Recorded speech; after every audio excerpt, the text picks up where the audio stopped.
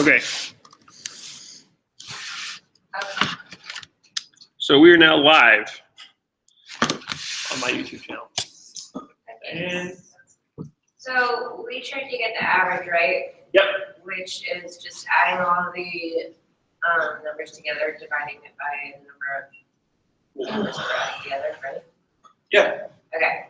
So what I did was I took an array and I made a public static color blend. Let's fix your syntax error. Before we talk about what we're trying to do, let's fix the syntax errors in our problem. Okay. So we have, what does this say down here? I can't read it. Can I zoom in? I think No, you I can. don't think. Oh no, maybe it just says the output terminal. You can. Maybe not. Here, maybe I can do this. You can just tell me what it is. It says Java method color blend in class. Main cannot be applied to given text. Required int found no arguments. But I have it already in the. So I put it here. Colors. Scroll up, please. Oh, because you're calling colorblind on nothing. You're not passing anything. So I'm like actually like declaring it in the method instead of like passing it through the method. Yeah, so what's happening here is you're defining a method. This is on line 9 here. We're creating a public static method that's called colorblend. It returns an int. Okay, we'll talk about that in a second. And it's going to accept an array of ints called colors. Okay. All right. So I did this out. Yeah, I would, because at the very beginning of the thing, what you're doing is you're taking whatever you're passing into the function and you're reassigning it to this value, which is basically just ignoring what you passed in. Okay. So let's get rid of that first of all. And let's move our declaration up here. Like let's pass the data into our function. Okay. Hold on, let's think about our problem first, okay? So we have an int array. Now int arrays don't have enough data, or it'd be harder to use. So what would be better is to make your own class of type color that has 3 fields. Okay. Red, green, and blue. Okay. And you make it a color array instead of an int array. So yeah, you go to right there, new class, call it color. Give it a few private fields, red, green, and blue.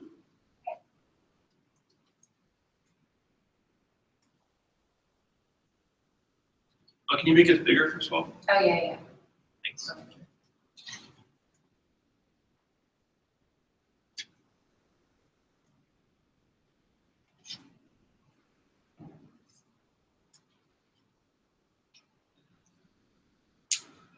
Excellent.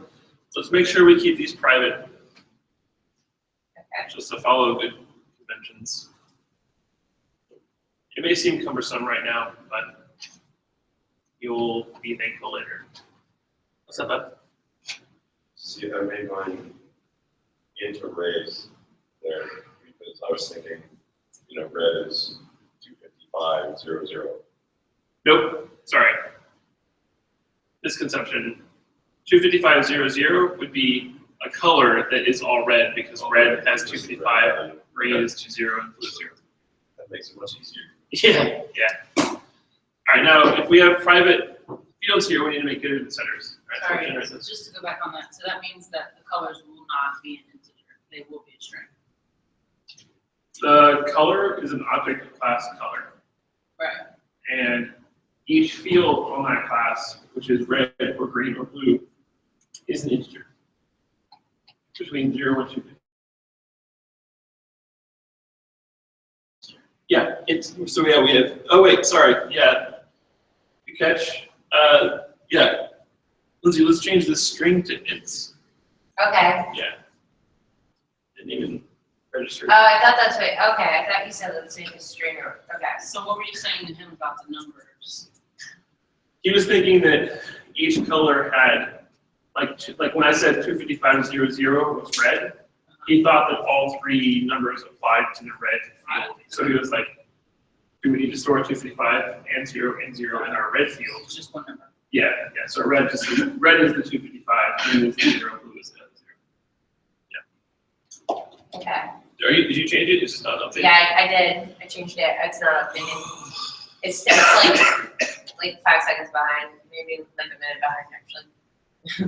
I already have getters and setters for all of them too. Sorry, I slept on my neck wrong. I thought you were like, I already have good setters, so kind of big deal. Actually, let's sometimes you just gotta like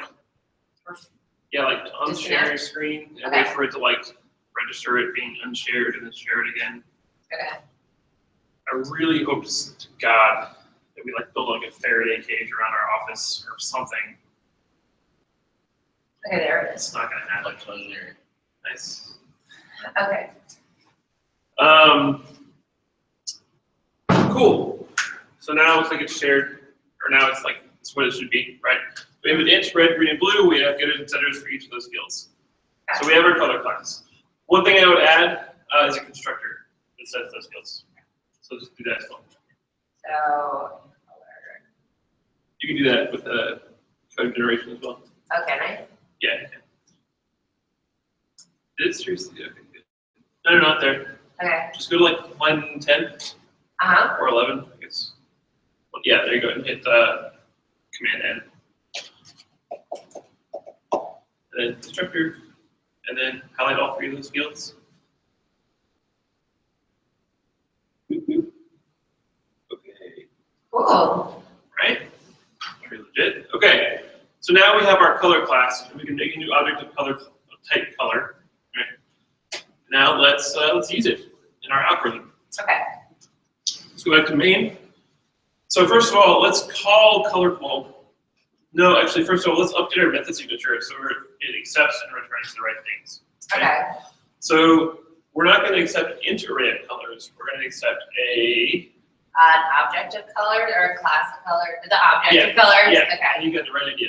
So you specify that by, you can still call it colors. Okay. Do I do int colors? Mhm. I do colors? So how would you make a color array? I will. Close, but Hold that's, on. yeah. Just like that. So that's how you accept an object with this type. This is color array. So you also have to give this parameter a name. So this is color, we're saying we're accepting color array, and we also have to give that parameter a name. Okay, so.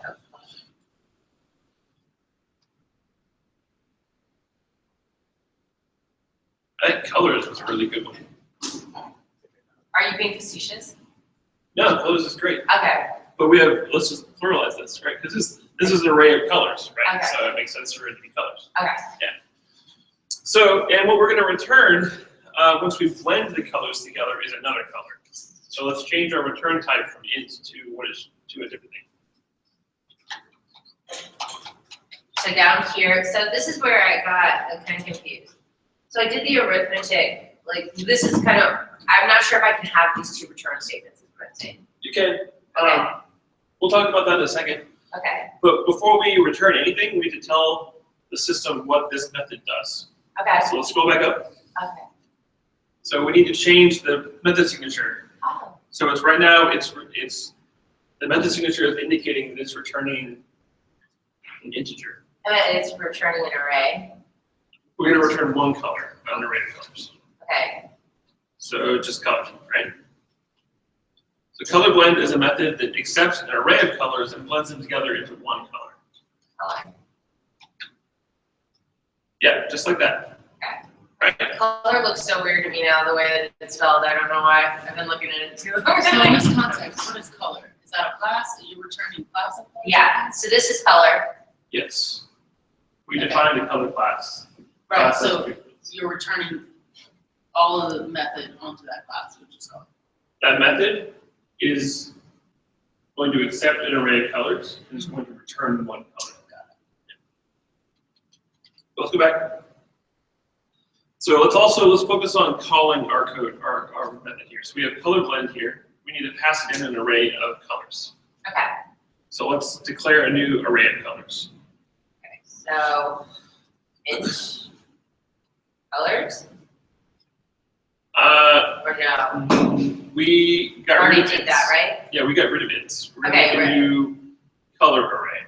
Okay, so color array, and then, Instead of doing it in, if it makes more sense to you, we can do it above this line. If it's weird to declare. it is a little bit, Okay, so let's make a variable that is a new color array okay. above this line. Joy, can you see from there? No, not when your body's in the way. So I guess if I stand over there, then like, Yeah, no, I don't, that's why I haven't said anything. You're cool. okay. Which is good. Okay, so when I do color, Time out. Let's keep it inside the main method. So up here is where we're defining fields of the class. okay, We just want to build a local variable that we're going to pass into our call to blend color. so am I gonna make it color or an array? We need an array of colors. But I'm doing a new color, right? So would it be, why isn't this, it's not updating. Hold on, let me disconnect and reconnect. Okay. We might need to, considering the FTV as well, it's giving us some problems. Okay, so would I do a new color array? Yeah. Okay, so color array, and then call it new color. Sure. I mean, it's going to be colors. So maybe new colors or colors. Okay, new colors. Colors. Yep. Equals We're how we make new objects as we use the new keyword. new color. Yeah. Setup. Yeah. Good so far. Okay, and then new color, like this, and then like this. Close. We need square brackets before the parentheses. And also no parentheses.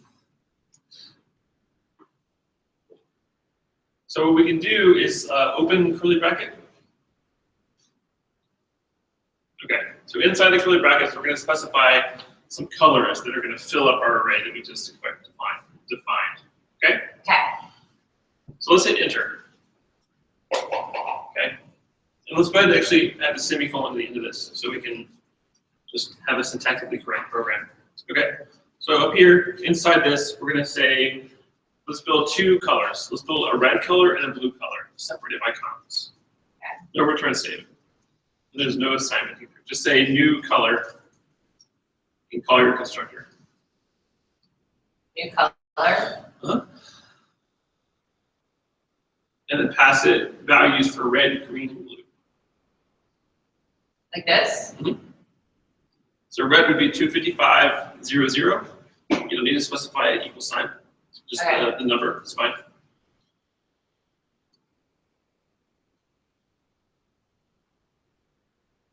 Yeah, 255, comma, 0. Comma 0, good.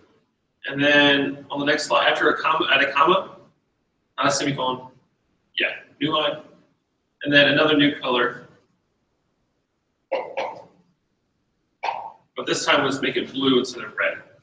So the red channel will be 0, the green channel will be 0, it would be 2.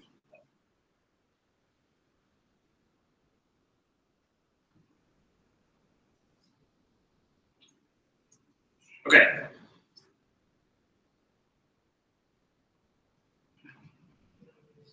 Good. I like your attention to white space.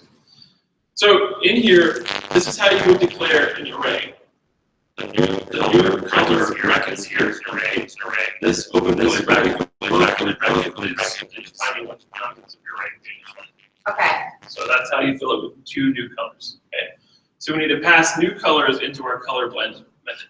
Because our color blend method expects an array of colors. okay, so then I call it here, down here, Yeah. with this, color, or no, color blend, You already, yeah.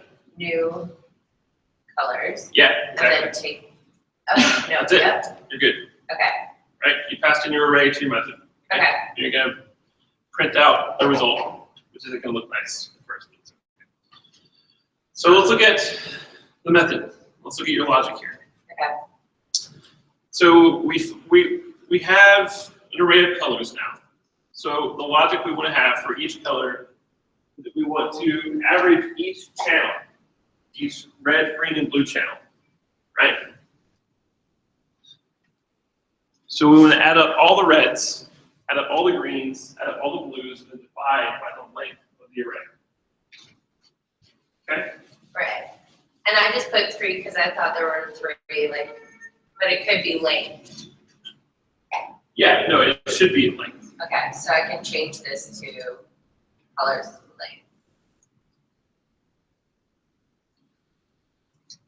But we don't have one average, we have 3 averages we have to calculate. We have average of reds, average So of greens, that's- average of blues. That's what I thought I was doing in my for loop, was adding them all. You can't add all the things together. Well, I thought that, okay, so the way I did it was I thought I had count and then current. And so what I wanted to do was whatever I'm iterating over is stored in the current, right? And the count starts at 0. So add I to 0.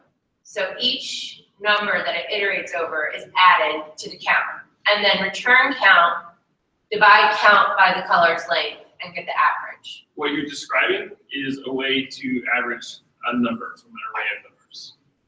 So that's the correct way to build an average of an array of numbers, an array of ints. But it's different with color objects because we're not averaging just simple ints. We're averaging each red, green, and blue int. So we need to perform the operation you're describing on all 3 fields. Okay, so this isn't, I thought that was covering all 3 fields. Well, we're not ever accessing, like, we're never calling get red, get green, or get blue anywhere in here. So we know that we can't be because of that, right? So the fields on color are private, and it's only accessible, like get red, get green, and get blue. I don't see a call to any of those here, so we know that we can't be actually using the colors that were part of the color objects we passed in. For some reason, I thought, like, so I'm kind of confused. Okay. Okay, so colors, I thought would pass it in anyway. Like, so I thought, like up here, it's not doing it. Okay, so on our color, like when we created new colors, and we pass in new color 25500, Yeah. and then 00255. Yeah. I thought that like would iterate over the red, green, blue. No, this just gives us an array. Contents of the array are these 2 objects. Okay. So we build an object. This is going to specify that this object has a red field of 255, a green field of 0, and a blue field of 0. So what would it be iterating over right now then, the way it is?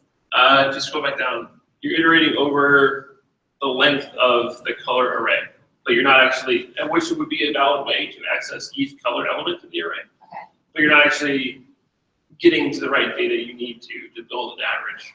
Okay. So I think we should maybe hit a time stop here. Lindsay, let's look over my solution real quick, Okay. and let's see if it gains some more clarity. Okay. All right. Does that make sense what I was trying to do? I think it made more sense with an array of integers, like your initial approach, like Yeah. building an average. Like you had the right idea with building an average of ints, but when we transferred it to color objects, the algorithm kind of fell apart a little bit. Okay. So let's look over kind of how I approach this problem.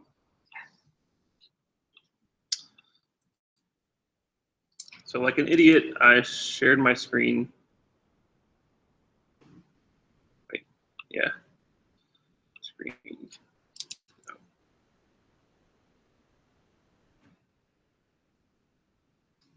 There we go.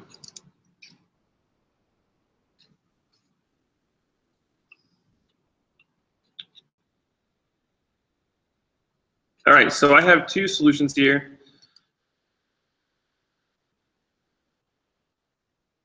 The most straightforward approach, called Simple Blend. I run my test to confirm that it works, and all my tests pass, so that's good. So Simple Blend accepts an array of colors, 1 color. Okay, so first of all, that's what our method signature should look like.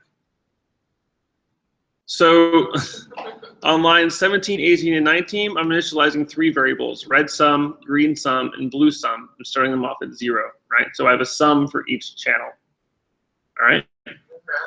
So for every color in our colors array, to add to the red sum the value of the red field. Oh, okay. And for every to the color of the green field. So when add, to blue sum, the color of the blue channel. Makes sense. And then what I'm returning is a new color object. So I'm gonna call new color, and then this is gonna be like the red sum divided by the number of colors, which will average the red channel and average the blue channel. Yep. That makes a lot more sense. Of the colors. Yes. You need to average each field. Joy, did you have a question? Oh,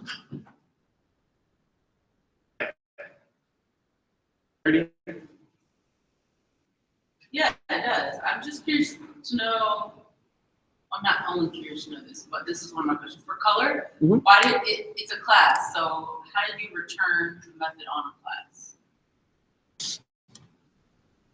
Talking about line 16 here. Yes.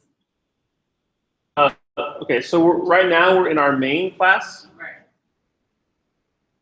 finding a method that exists on the main class. So the main class's name is color.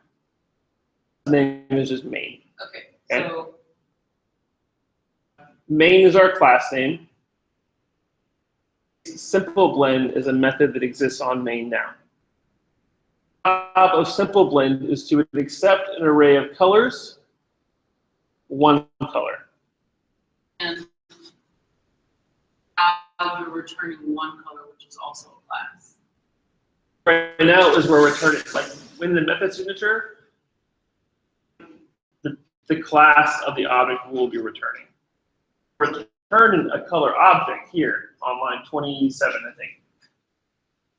Returning a new color object here.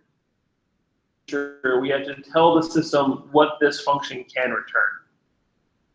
I So- like this one. Simple blend can return a color object. Class name. So that could be int, it could be double, it could be string. Most appropriately, though, we're returning a color in this case. Back to, and I didn't think about this, but like your paint, because you need red, blue, and green, not red, blue, and green all together. The screen, like each pixel on each screen is actually has a portion of red, portion of green, portion of blue. Separate, which is RGB.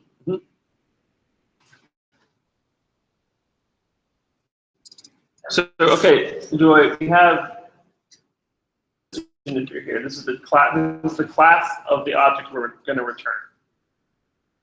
Okay. That you can return on anything. It doesn't have to just, like, I guess I just didn't know that you can return on class. You could return, like if you call a function, it can accept anything and it can return anything. That could be a color array if we were solving a different problem. Or it could be whatever. In this case, is that we return one color. I did make another solution. It's closer to what I normally would do. So I used the streams API in Java, each array as an int stream, and then I collected it to an average. Lucas mode for the practice problems.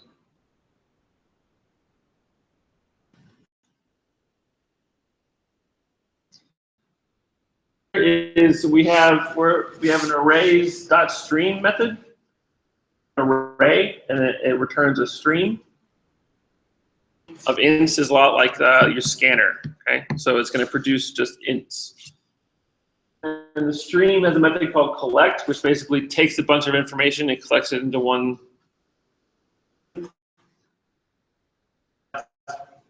in our collectors class, we have a collector that averages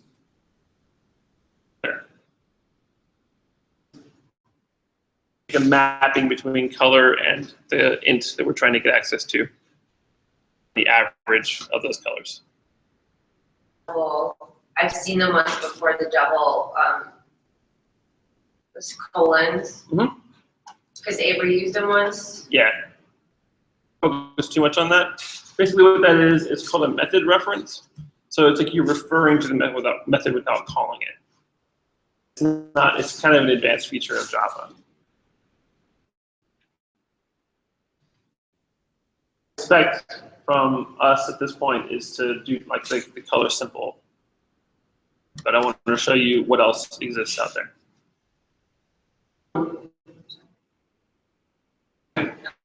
All right, so once this returns, we have reds, greens, and blues. So I'm just returning a new color to ints.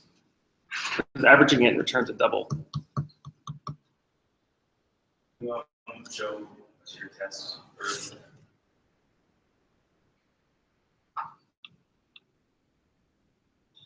So we presented one test in. So I just have public void when blended paints average their colors, and then when blended paints average their colors simple. So I'm asserting equality between main.blend and a new color, which is 127.0.127. Name like that. Test doesn't really matter, except for to illustrate what the test is trying to test. People usually make their names, their tests like ridiculously long just to say like they're testing.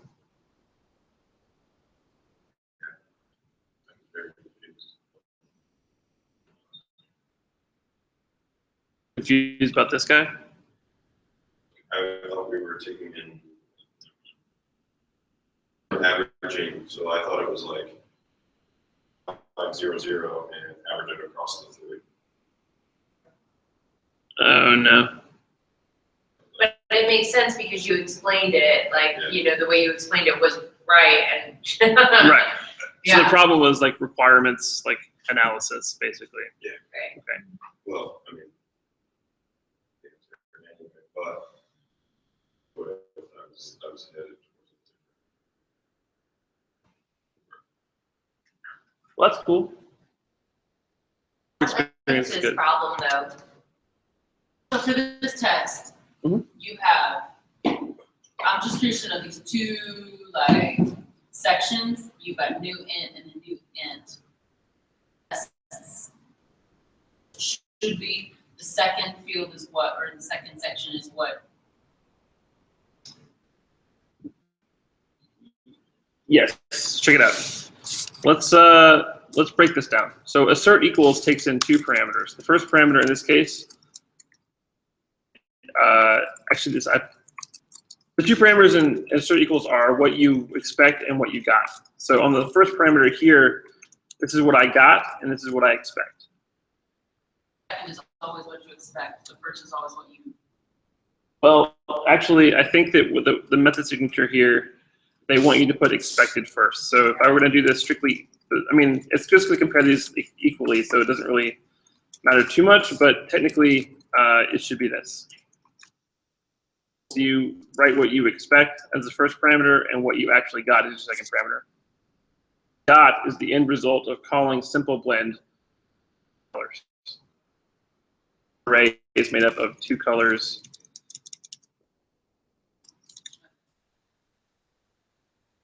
Breaking it down like that make it make more sense. Yeah. Because it being on one line is kind of hard to read.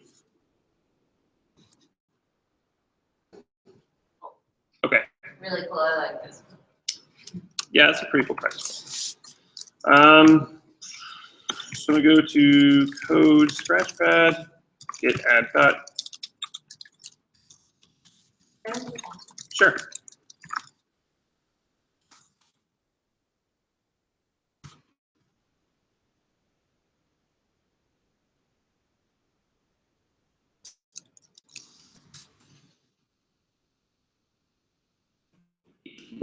AE3CC.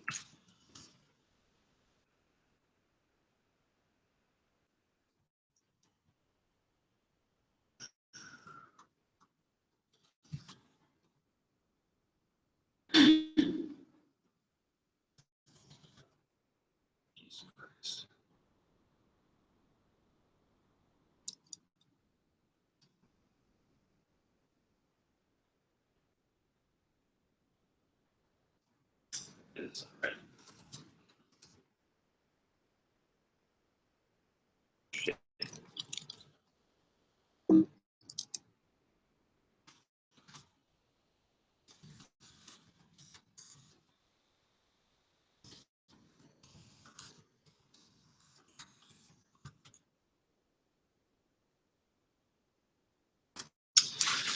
Okay, so we have 3 people. Wheels gone. I don't know what's up with that.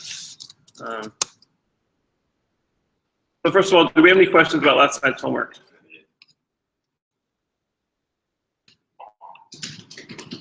We're gonna use that stuff.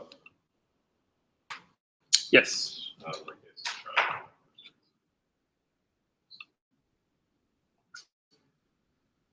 Setting up the Maven project though. Right, so at some point, we'll have time walking through actually setting up a Maven project, because when I did it, it came up with like 0 dependencies, there's no main class, so I was like, Okay. what the hell is going on? Did I set this up correctly? Yeah, we'll go over an example together. All right, so what we're going to do today is talk more about Spark. Because we wanted to kind of do a joint lecture yesterday, the basics of Spark, and went straight into how to build an API. Now we're going to take one minor step back and learn about some of the more basic framework.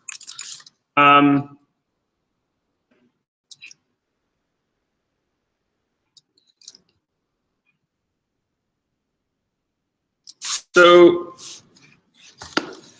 like we talked about yesterday, Spark is a pretty simplistic web framework. By simplistic, I don't mean it's like limited in features, because you can do just, there's not a lot of configuration involved. There's not a lot of moving pieces. It's just, it's a library, and then, that's it. You run the jar file and you have a web server. It's pretty, enjoy Spark. It's kind of a precursor to a larger framework called Spring, which we'll be getting into later in the course, which Spring is kind of the used web framework out there for Java. But it's a good springboard to that because it introduces you to a lot of concepts you'll be using in Spring. I talked about this somewhat yesterday. And we've seen these things periodically throughout the course. Right now, describe what exactly is happening, okay? So we have the ability to create what are called anonymous classes, and also our ability to create. Well, we can create anonymous classes. Over an example here in just a second. Like, how is that even possible? It's through a syntax that we have yet to see. So it's basically. In a lot of cases, like when you do things like event handling. Can I ask one small thing? Actually, because I'm recording, each recording, it's really hard to re-listen to this. Constant interruptions. Can we keep the interruptions to like an absolute minimum? That'd be great. Sounds good. So, classes and anonymous functions. Usually, when you do things like handle events and you respond to actions, a fully fledged class and a method on that class to perform those actions. You just want to be able to do something and return something, and that's it. You don't care about naming anything. You don't care about it living in the class somewhere. You just want it to do its job, and that's it. Okay. Facilitate that. The Java language has created the ability to have anonymous classes and anonymous methods. And we'll go over an example here shortly. So we call them anonymous because they don't have names. no names to those classes, and there's no methods to those methods, right? So let's say we want to make an object representing an alligator, for instance. Or we would define a class called alligator, which extends reptile, right? Click alligator. Presumably we have a class already called reptile. We'd say alligator extends reptile. It would override, so if reptile has a make sound method,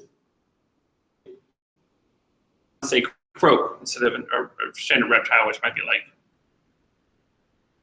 right? And to have one alligator ever, though, kind of loses its value. We have this alligator.java class, and if we were to reuse it a bunch of times all across our app, then if we wanted to just like, basically, then kind of is overkill for what we're trying to do, right? So what I'm going to do, I encourage you to follow along if you so desire, is to open up our Hello World project. Quite some time, so still has random garbage here.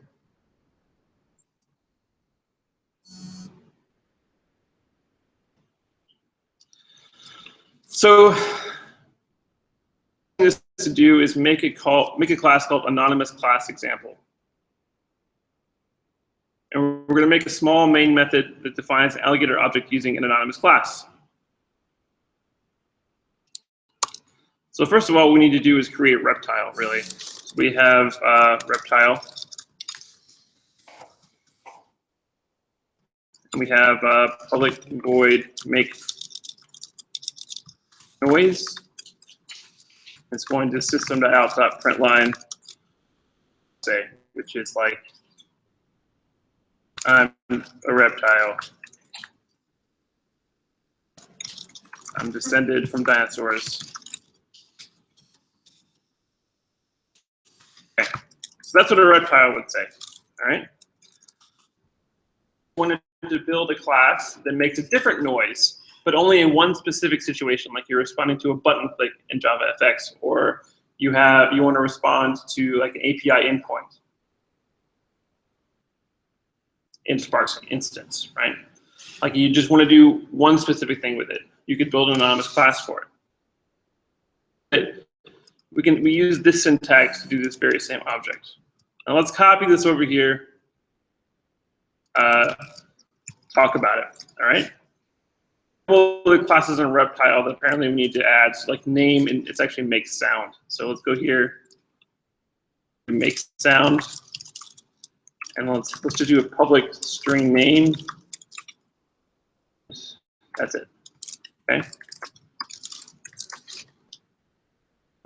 What we've seen before is that we would make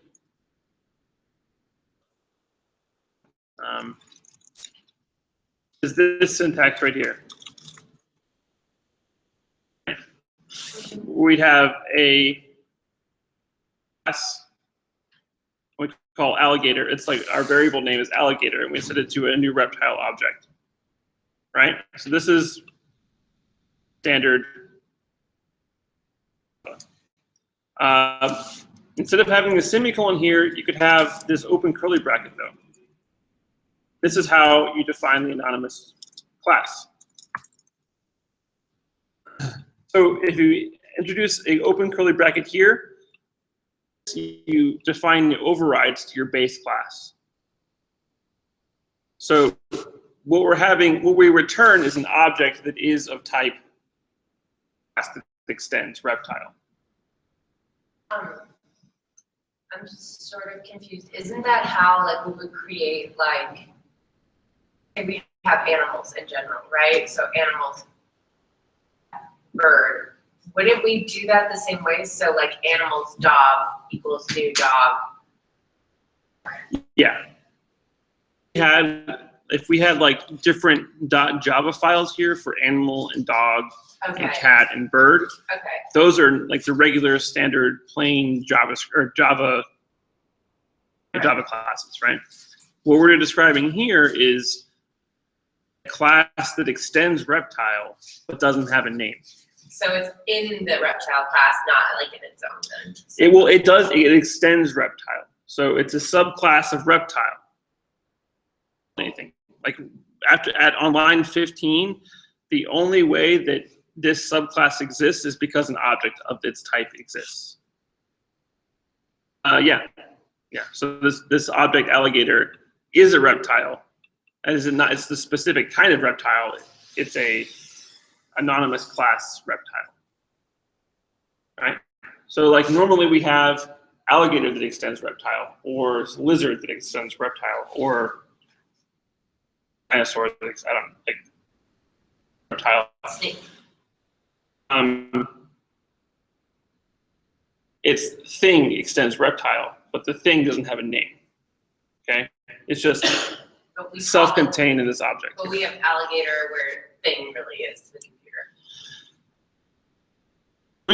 We have a variable reptile.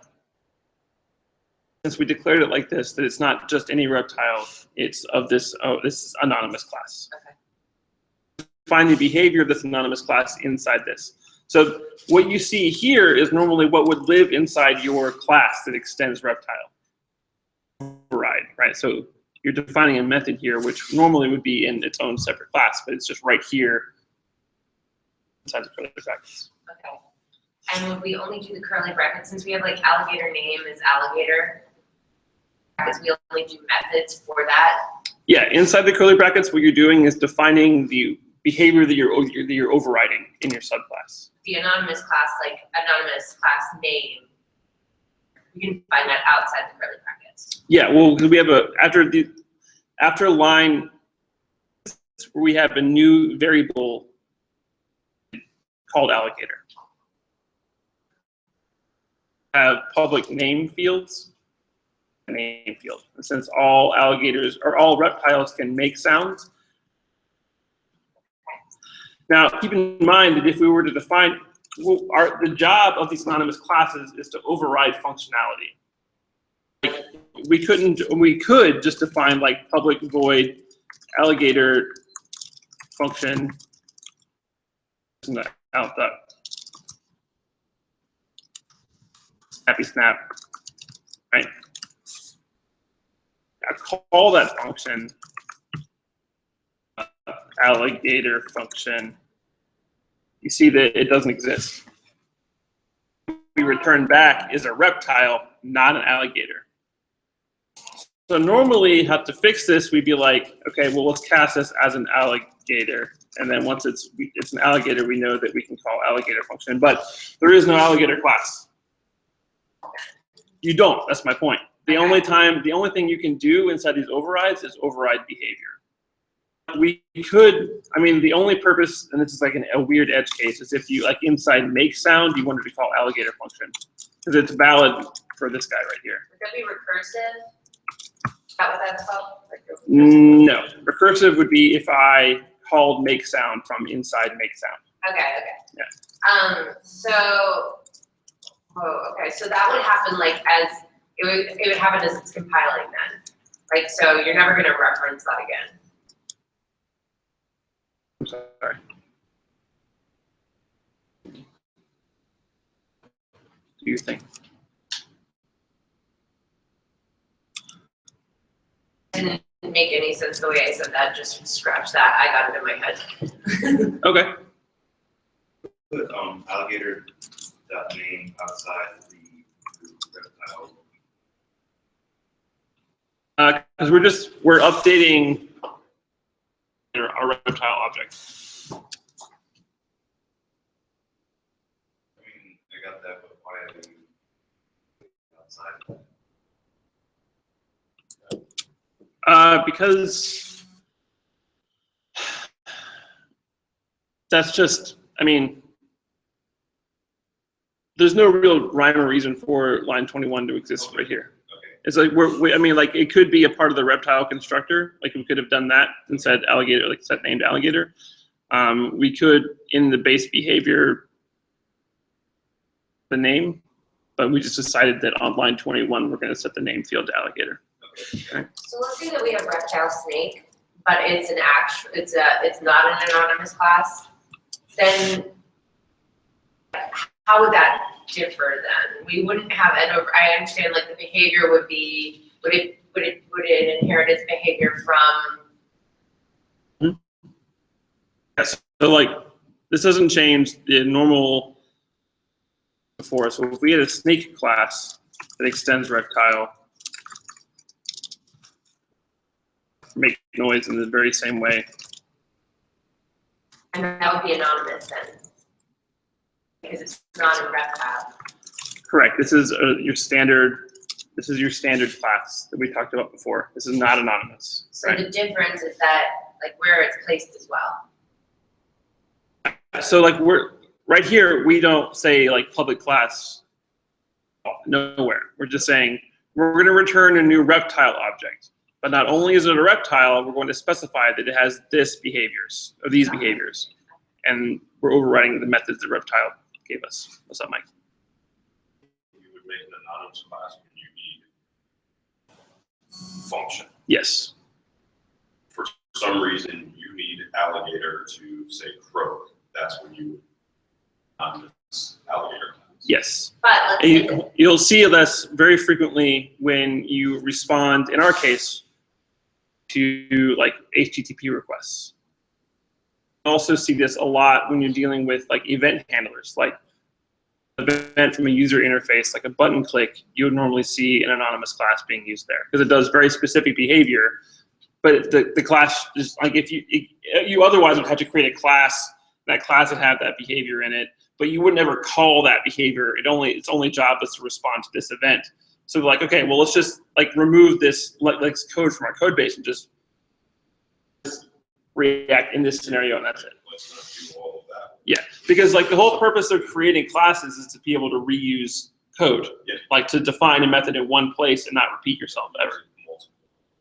You're going to use it once, then why go so through if the class? Exactly. we're using croak like a lot in our code, then we wouldn't want it to be anonymous.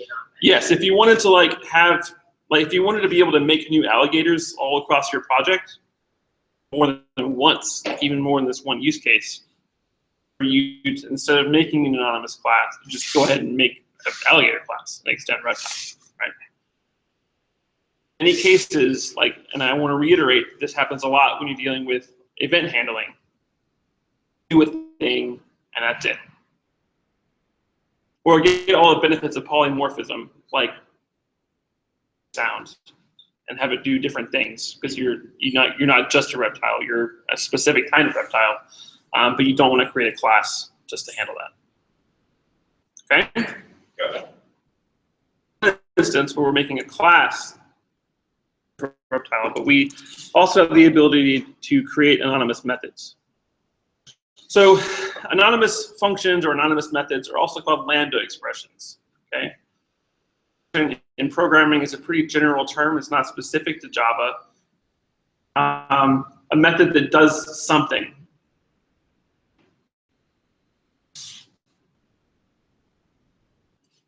So if we make another class called anonymous function example, let's go ahead and copy this code into that.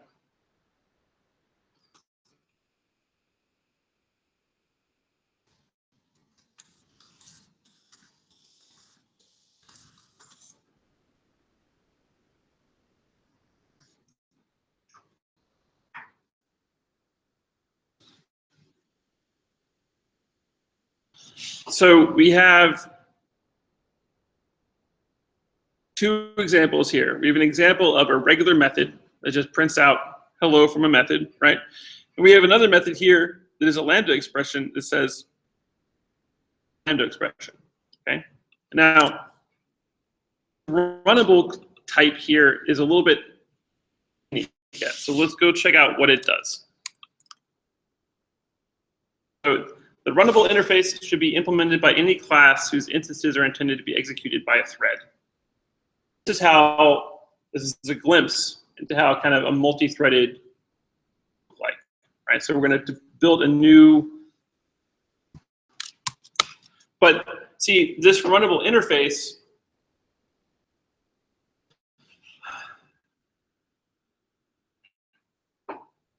one method called run on it, okay? So the purpose of this, the class that implements runnable is just to run, okay?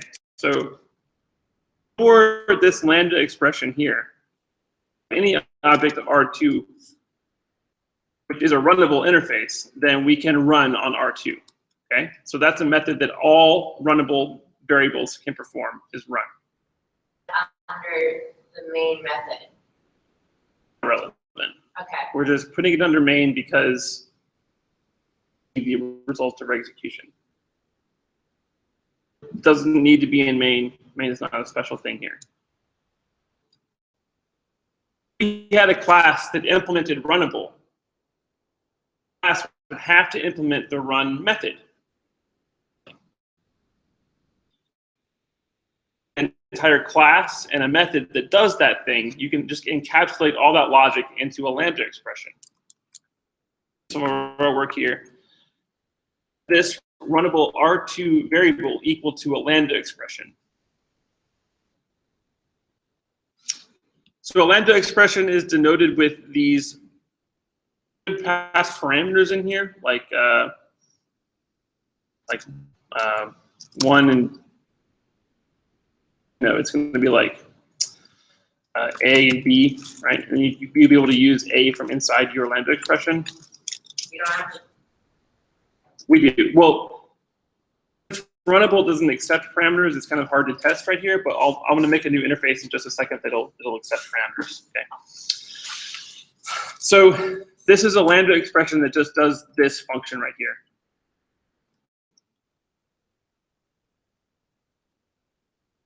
So it's going to build this anonymous method and return an instance of a runnable class, and then that method. Okay, so let's go ahead and run this. We see that our output is hello from a method and hello from a lambda. Okay. It's a method that you want to use once and throw away. Okay. And runnable, you could put any variable name on R2, run, and the parentheses with the arrow for the instructions. So check it out. Lambda, what we'd have to do is do like what's runnable, like an engine, right? Class runnable or public class engine implements runnable, right? Okay. So this might not be. We can implement the methods in runnable. The only method in the runnable interface is run.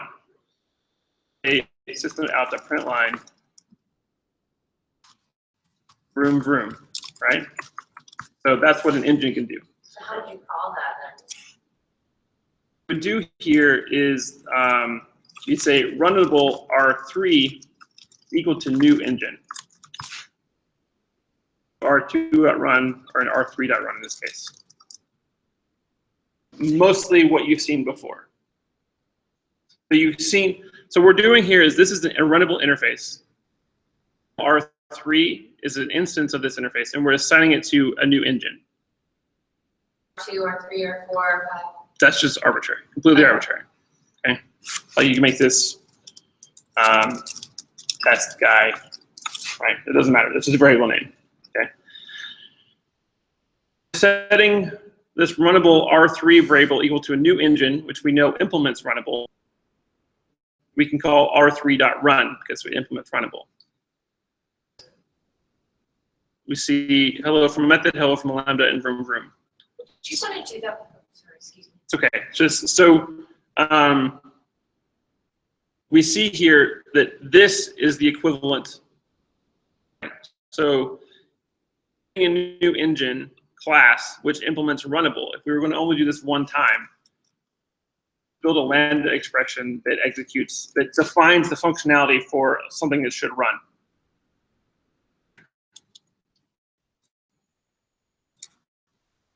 Then you could pass in A, B, C, and parameters, and then use them within that curly bracket. If the interface had those parameters, that's what you could do. Okay. So check this out.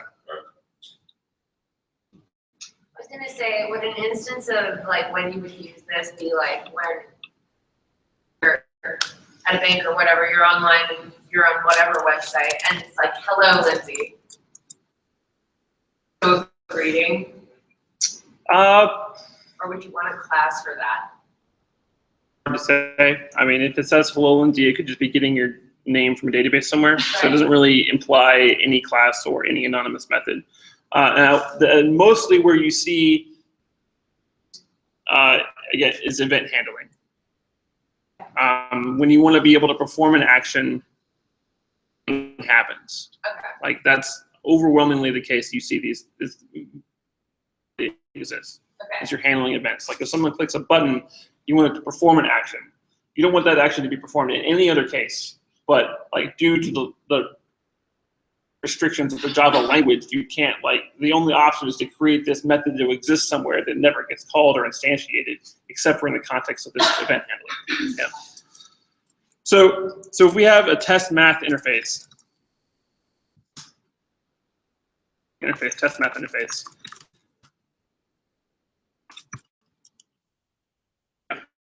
So when you're building these interfaces that work with Lambda expressions, you have to mark them as a functional interface. So we can go into detail of that later, but it's more technical in nature. So let's say we want to do a test math interface. Its job is it has a method called perform, like do math, right? And it returns an int, and it takes in two ints, int a and int b. Okay. Math interface now. What we would do is, let's just comment this code up here. So we'd say test math interface. In this case, it's not too much information. It's test math interface equals new Lambda expression a b. We return a plus b. And actually, you probably want to call this add. Test interface add equals a, b, return a plus b. Now this is grayed out because if you only have one line in your expressions, you don't have to have the curly brackets, and you could omit that. So can you go back to the TMI, the test math interface, the class that you created? Sure. This is an interface.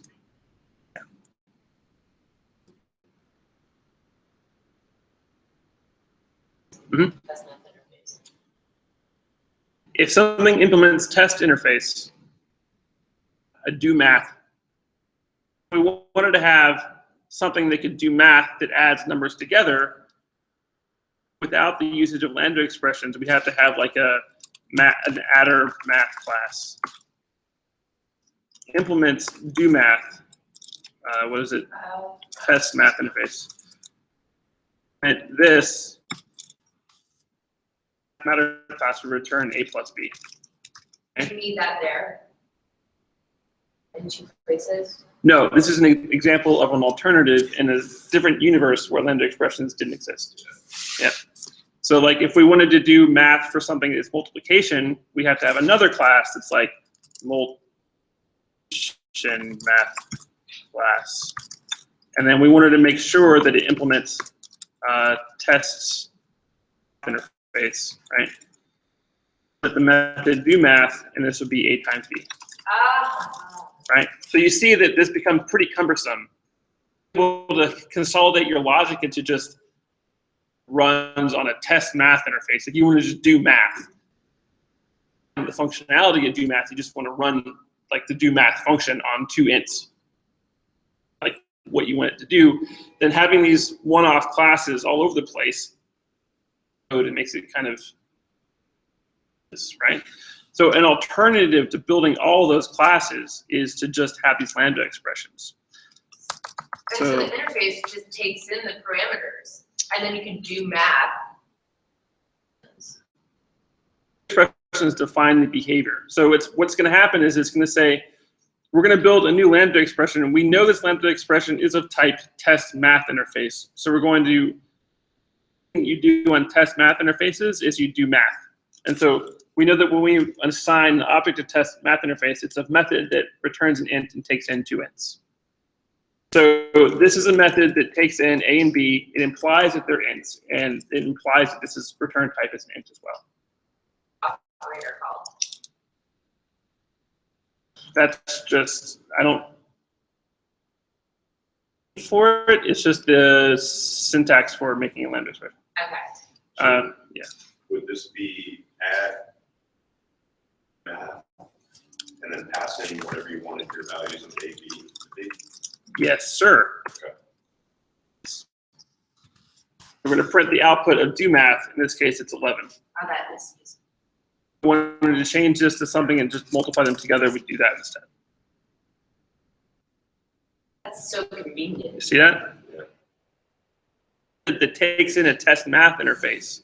And that method's job would be to work on that end result, but it wouldn't have to define what the test math interface did. The method. Did it take them to implement this, like, or? No, this is a Java 8 feature. This is 8, so Yeah. finally they were like, screw that. This is like part of the evolution of programming languages in general. Okay. To keep up with other languages, they added support for lambda expressions in Java 8. So lambda expressions have existed for, and in Ruby since the beginning of Ruby.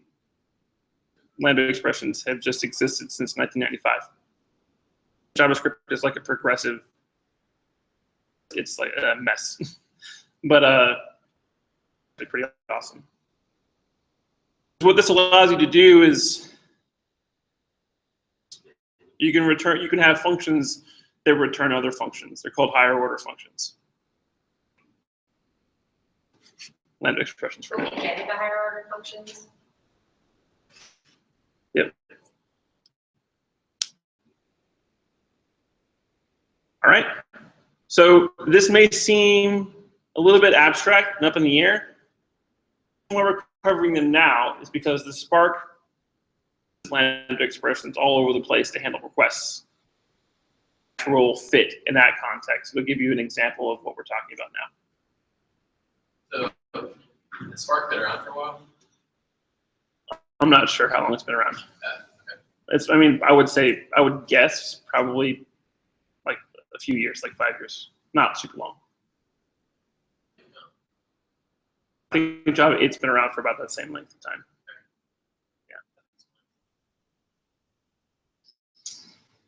Yeah. Yep. They're both pretty new things. Okay. So, talk more about the Spark.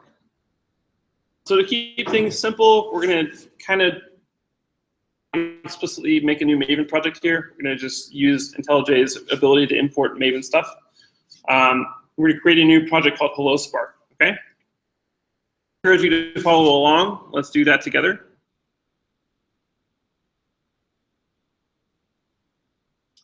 Open up IntelliJ, make a new project called Hello Spark. A project. I'm going to create it from a command line template app, or command. I'm going to call it Hello Spark. It's going to be in my code 2016 directory. My base package is going to be con.yarnyard.charlotte.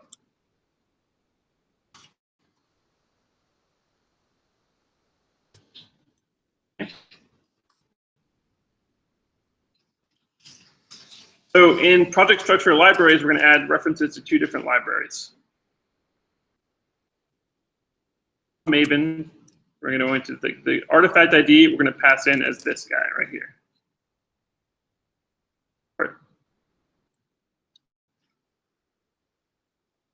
What did you just do? Sorry. Libraries add.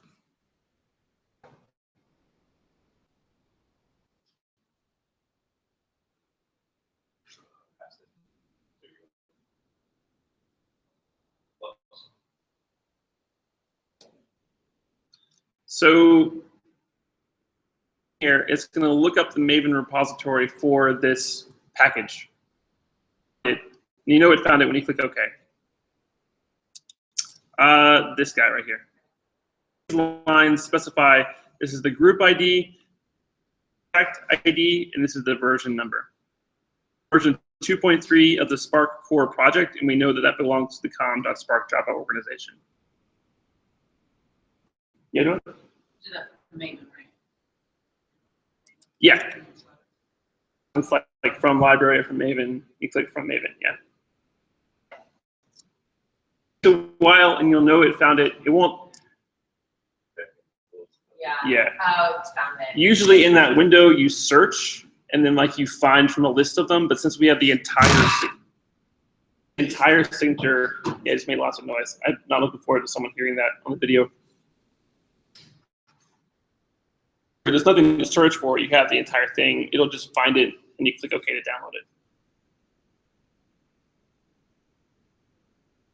Library com Spark Java Spark 4.2.3 will be added to the selected modules code. Yep. So we need to do that for Spark Core and Spark Java, Spark Template Mustache 2.3 as well. We're adding both of these libraries to our current project.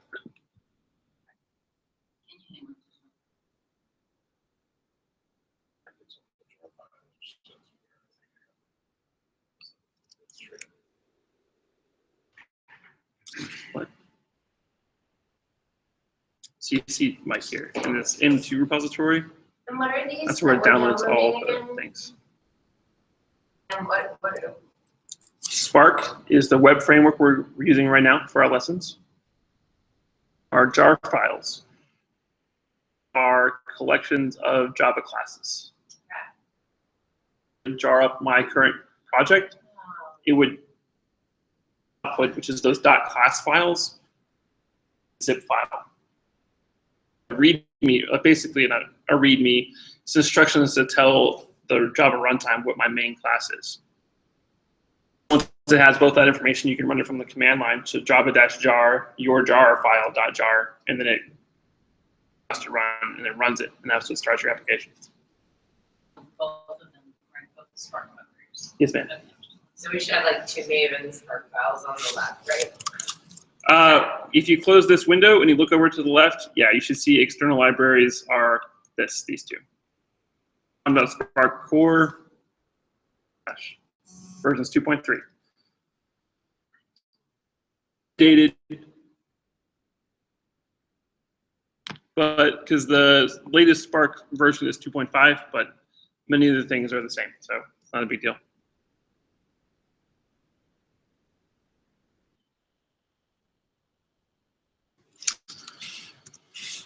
All right.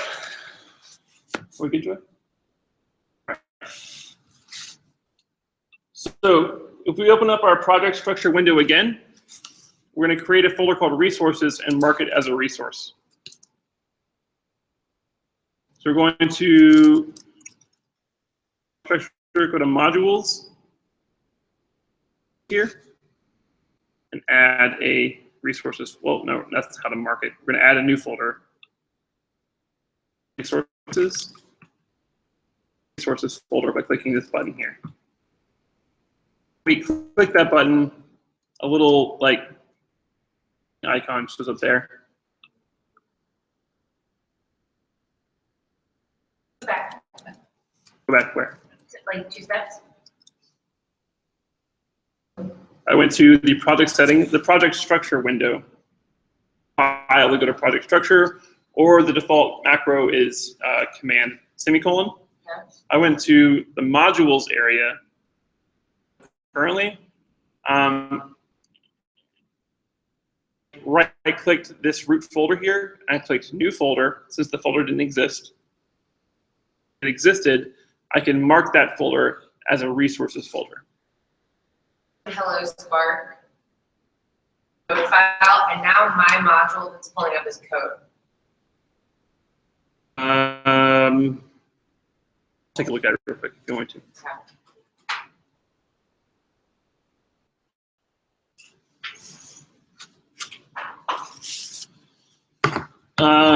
Yeah, I think you opened up the wrong thing. Okay. You opened it up one level too high. Okay. So let's open up inside your code directory. Let's open up your This projects is my old project. That's Scratch. That's not. right now? Where did you save your? Oh, they're saved in IntelliJ. Lindsay Ringwald. So we have users So I Lindsay just opened Ringwald. it up and it's there usually. Projects probably. Yeah. Those are my most recent because I haven't transferred over to the other ones. Okay, so where's Hello Spark? Because I saved it under there. See only Hello. I only see Super Koalio in your code. I know, but I saved it under there when I put it in there. Scratchpad, JSON form assignment. I know where it went to, and that's why it's pulling up code is what I'm thinking. And it's one of these directories.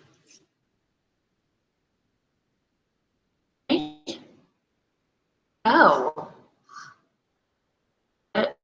No. Android Studio projects. That should be it.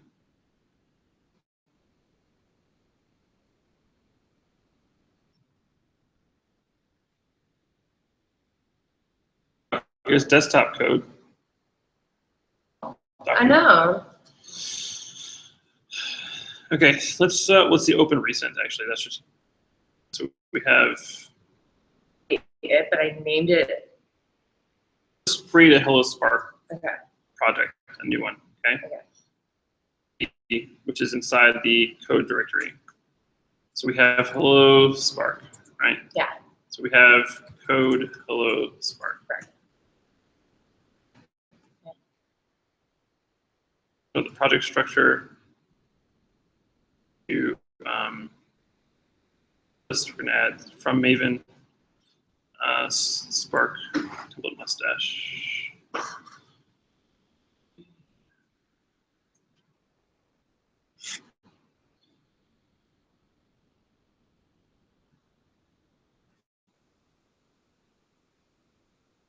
Required Spark core, so we're all good.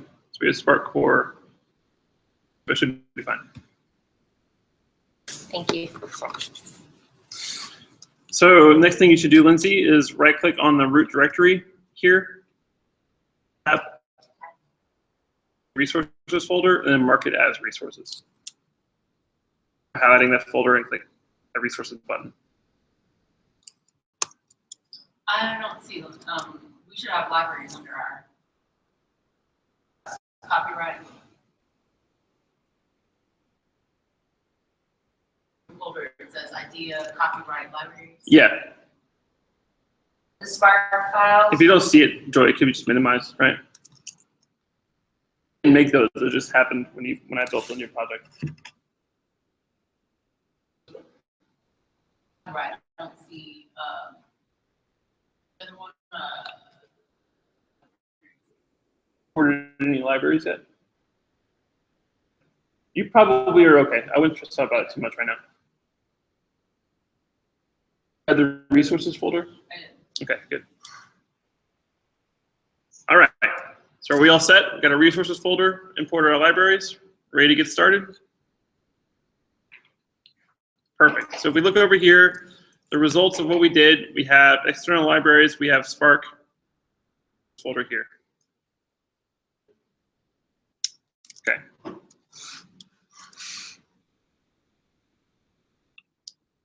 So the first thing we're going to do is make a templates/home.html file. This folder, let's make a new file. HTML file. Well, no, hold on. I'm sorry. We need a directory called templates inside this. So my bad. So inside resources, we're going to have a directory called templates. And then inside that, we're going to have index.html. Again, I'm sorry, this should be, for sake, we need to make this home.html, not index.html.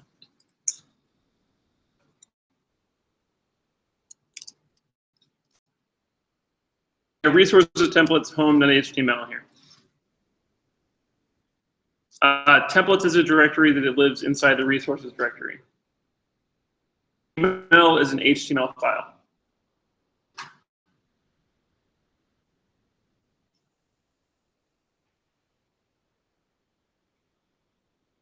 Okay? So let's redefine what exists in home. To just this guy right here.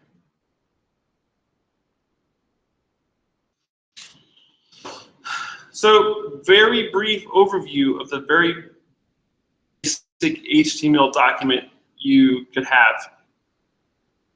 Notice here that this is very similar to what we've seen before in XML. And HTML is kind of a derivative of XML. The most basic HTML document has this thing at the top called a doc type, which describes the kind of HTML we're talking about. HTML5 doc type. HTML5, like the latest HTML specification. Okay, there's older HTMLs, and there's more complicated doc types out there that are just stupid, ridiculous. But this one, they decided to make it simple. It's just doc type HTML. Okay. So the very basics of HTML, at the very top level, you have an HTML element, which wraps everything in your page. And it's a sibling of the doc type. The doc type has to be on the first line. HTML's children is body. Now, body contains all components of your page. Lives page, any page you've ever seen in your entire life, body. So in the body, all we have is this hello name here. If we just hit this file in a web browser somewhere, which we can do just by clicking one of these buttons, it says hello name.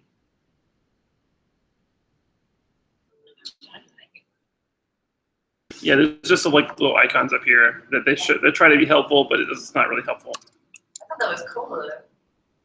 Like, we're gonna do server-side processing of this, so it's not like, it isn't really useful, right? But it does show kind of the difference between what we have just raw in the file and how that shows up in a web browser and what we're gonna do to it. So this is your most basic HTML document. This is what it looks like in a web browser. It says hello name. We don't want to say hello name. We want to say hello Mike, hello Avery, hello Joy, hello Will, hello Jennifer. Right? So we need to replace the contents of what this name variable is with. And one template, this is called a template, by the way.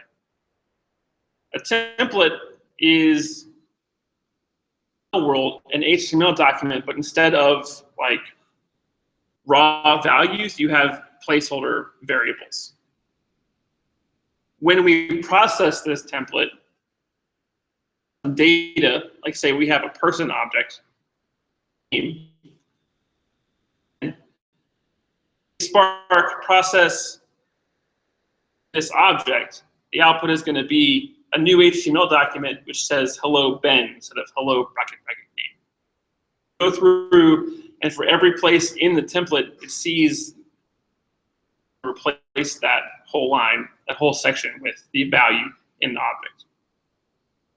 Piece together the views and the data from your database.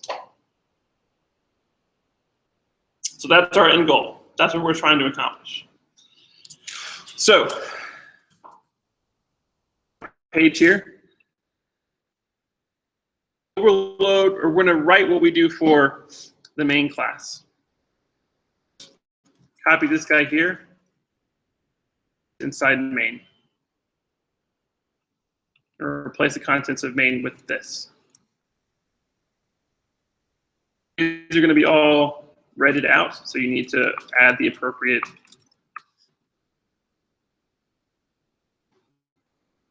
process by this time.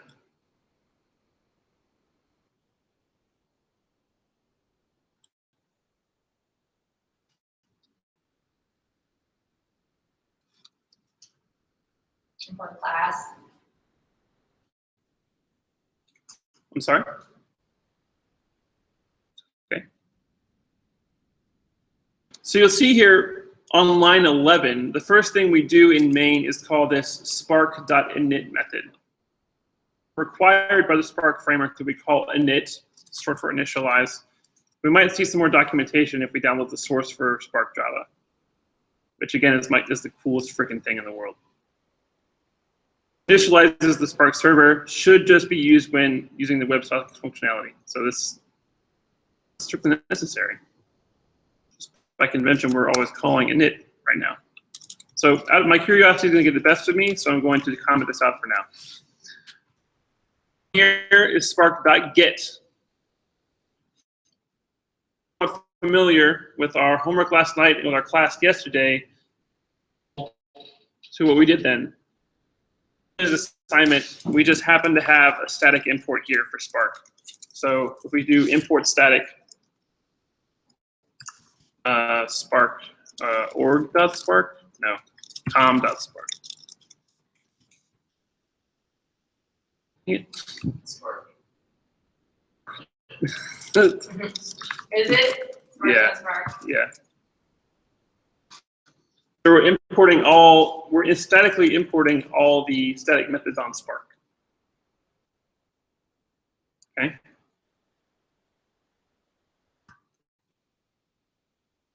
Now. Required, so let's just keep it more straightforward by just not having that static import. So we have spark.get method.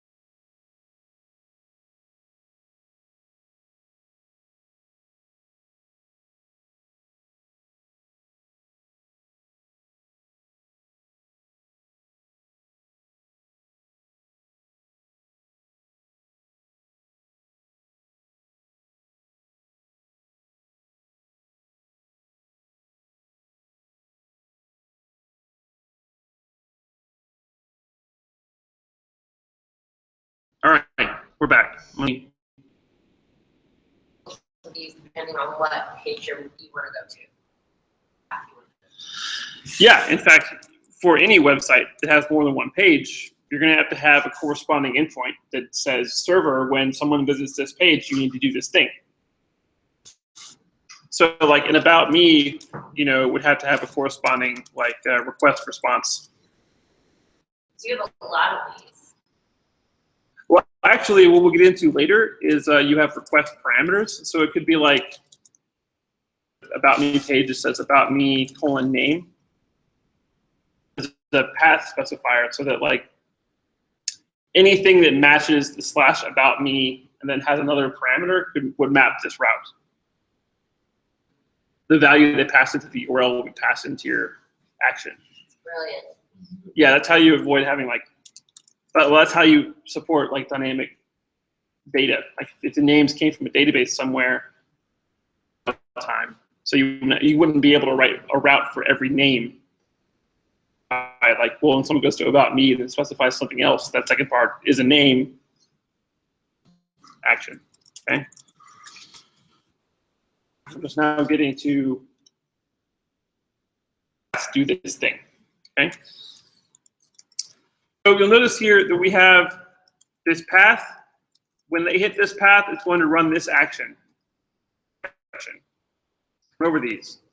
So this is a function. You don't strictly need these parentheses on the outside. Path into this method are two parameters, request and response. So if we want to, we can dive into this get method. Second parameter is a template to view route. Expression is going to request and response parameters. Parameter provides information about the HTTP request. So this is a generalized concept that is common across all web server frameworks, okay? So no matter if you're using Spark or you're using Spring, which we'll get to in a couple weeks, or you're using a different language entirely, they all follow the same pattern. You have a request object that's built, and you have a response object that's built. So the request object is filled with information about the current request, like where they want to go, what IP address they're coming from, what their user agent string is, like all this information about it. And the response, what you're sending back to the client. Here's your web page. Or the response could be, here's your API. Or the response could be to another page, right? So those two objects do the request that was made and the response that you're sending back to the client. Or of server-side processing is being able to manipulate from the request and modifying your response. Expression is going to take in the request and response. All this method gives you those objects, so you don't have to worry about it. You're saying, give me the context request and the current response. So what it's going to do is it's going to build a new hash map. This hash map is just a name, Alice, okay? A new object called a model and view object. Of this model and view object is to combine that model with that view. All right, so remember we talked about added model. That is the HTML. Like we have hello bracket bracket name, that's our template, and our model is a hash map field, like not a field, a name key. You just put those together in a model and view object. That is going to process that template with that model is Alice, right? The model is the hash map. Here is an object tells the system which templating system to use. Here we go, we included the Mustache library,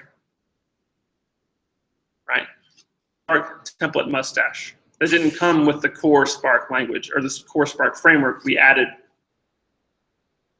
library to it. So this third parameter says we have a template and we have a model.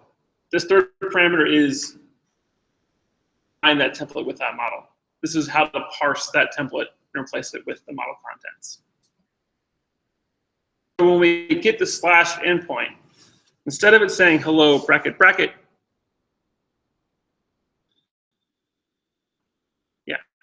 hello Alice. So let's run this. Since it's just a standard Java project, you could just do this by. So by reading the documentation, I surmise that my init method is not necessary anymore, and it looks as though everything is working successfully. So I'm going to remove that from my future class notes. But we run it. It's on port 4567, and it says hello Alice. It's not running. What's it saying? It says info org.clipsjetty util log logging initialized at 288 ms. Hold on. Info Spark web server. Does it look just like this? That's not a problem. Okay. It is running. I didn't update them. Well, if you just refresh the page we looked at before, it's not going to. The Spark, by default, opens up a 4567 on your local computer. So you hit it by going to localhost :4567. 500 internal error. It's an arbitrary Spark Java framework implementers. Specify a different port, specify any port. We're just going to pick 4567 just because that's what they decided to use. I have an internal error. that page, should it show a stack trace in IntelliJ?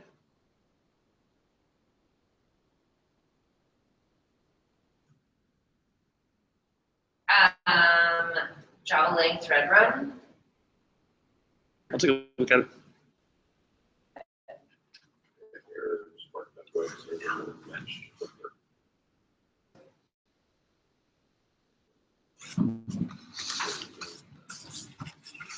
their mustache file, mustache not found, etc. Just put everything inside a template directory, inside a resources folder.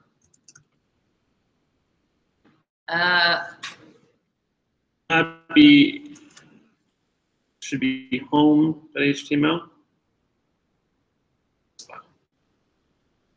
Okay. I'll show you.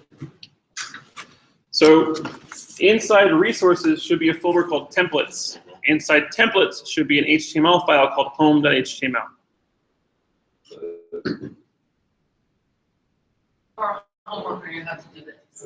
If I create something that's on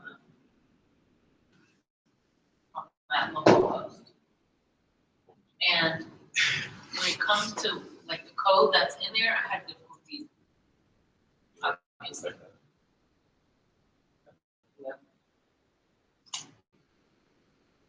I typed this, Like what, but this is What? standard HTML, like to opening. make sure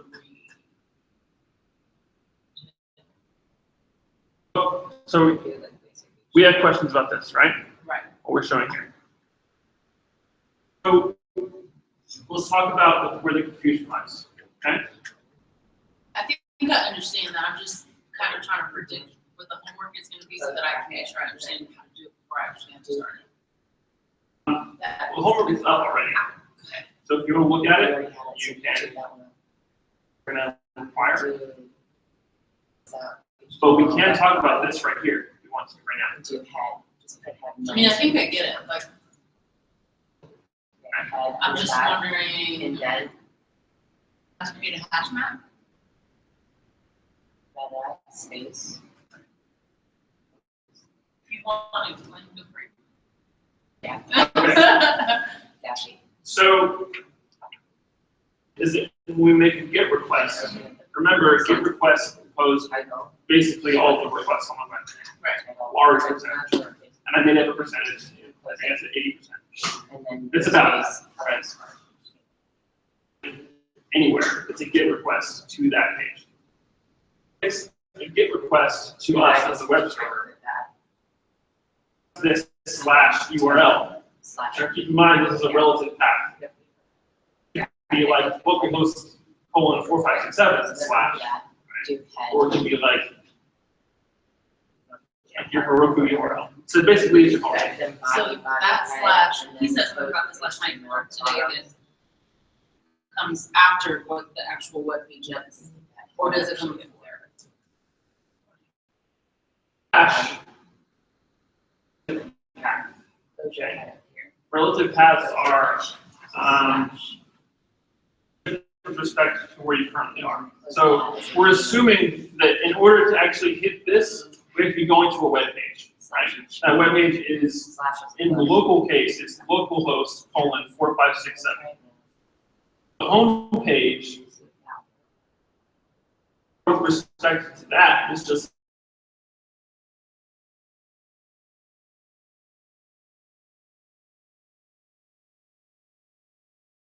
At this relative path, what follows will be. yeah.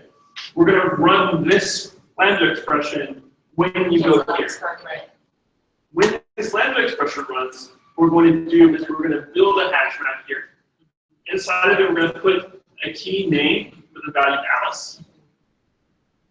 Return an object which ties together this model that we just built, which is the hash map, with this template name.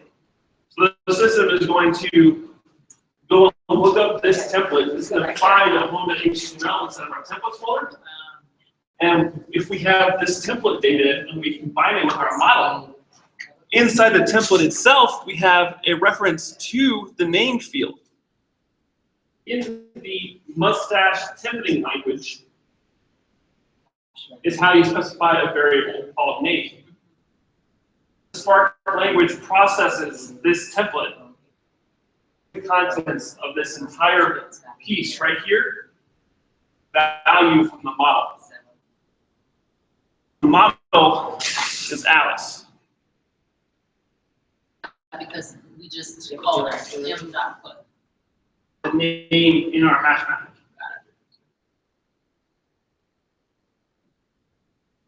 Now the third parameter here, it basically says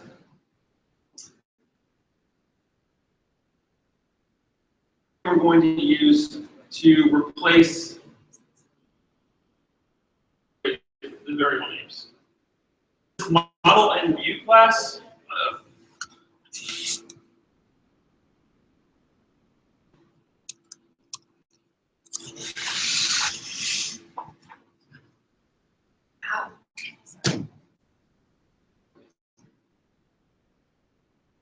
View is a class that doesn't know about.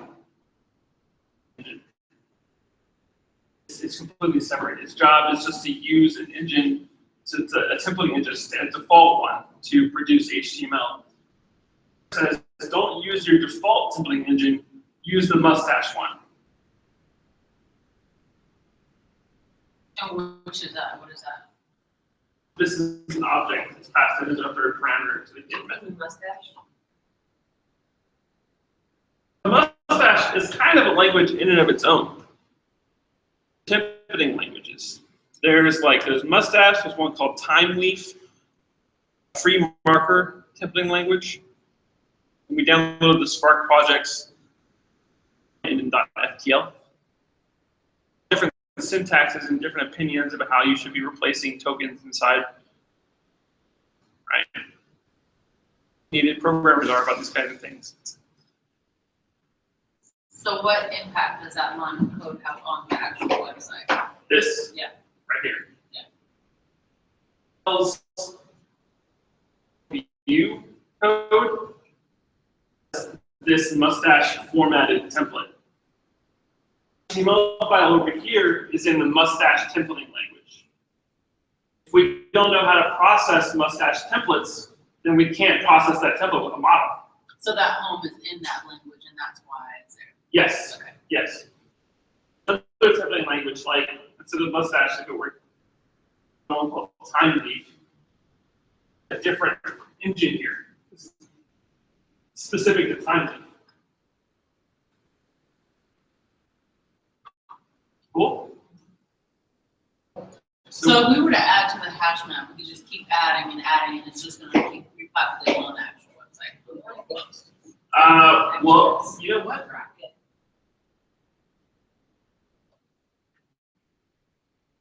We can debug this and then change it on the fly. Let's check this out. Watch this guy.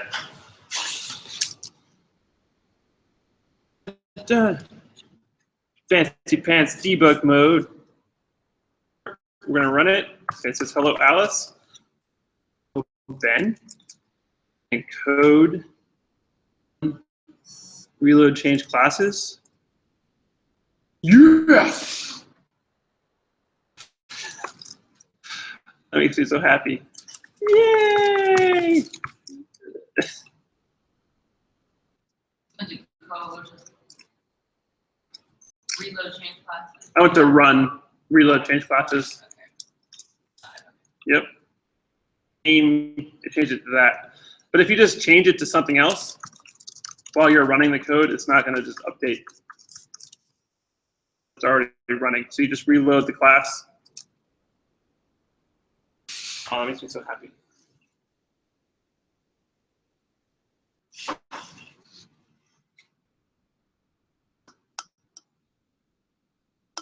Cool, guys?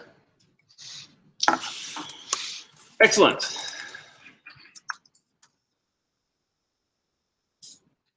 A wrench in it. Here.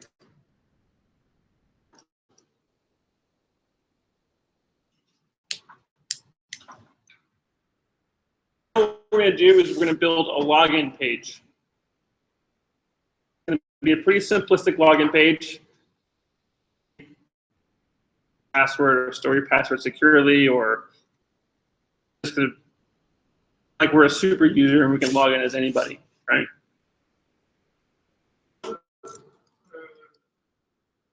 Do is we're going to create another template called login.html. Okay. Actually, you know what? Before we get to this, a few hours now. Let's get up for a minute, stretch our legs. Let's come back at 11:30. Let's come back and we'll go through the rest of this. Okay.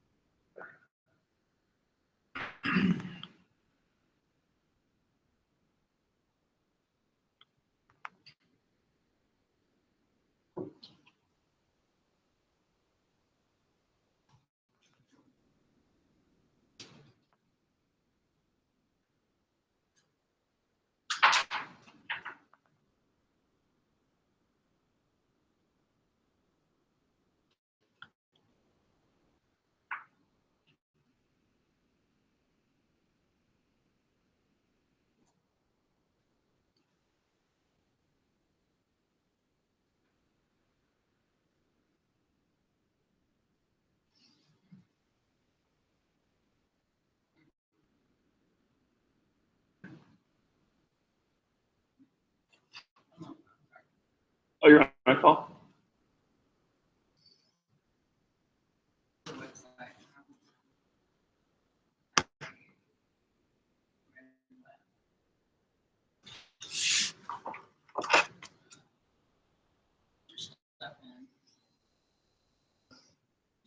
Will. Yeah. Everything making sense? You want to repeat it? You want to repeat your password?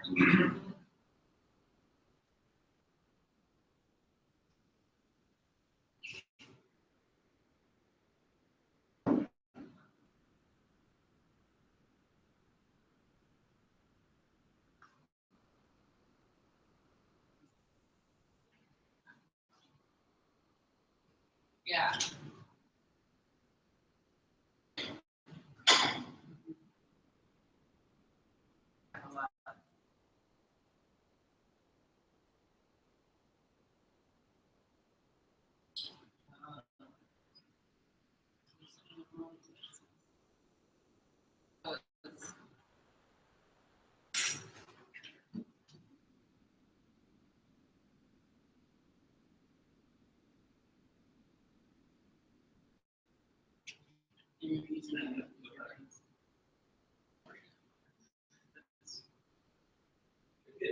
You text me.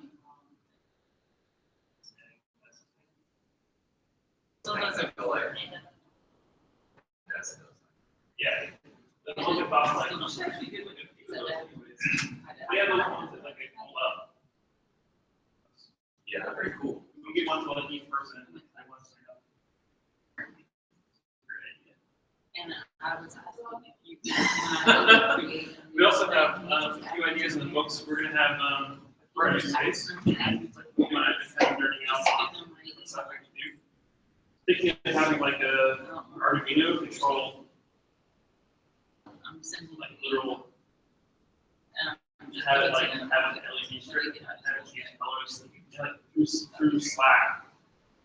Like you could like pick up the location of like anywhere. Update to show what it looks like in that space. Like with training. Yeah, I was thinking we could even like have like these like we could add a servo to the like a lens across the light. So if it's like storming or where like the freaking cloud like. I get it. Yeah, it would be, I think really cool because then you could like just change in Slack. Like you could like you'd be like university weather and it would like change. No, not. I mean, it's really well documented. for me, since I haven't ever like Servo before, that aspect. Slide plugin. Might have to actually use Heroku. Do it. Yeah, I can do that. But we're also going to have these on the sides of each door, so like when class is in session, you shut the door, turn the lights there. That is gonna be awesome. Yeah. Why are you so excited?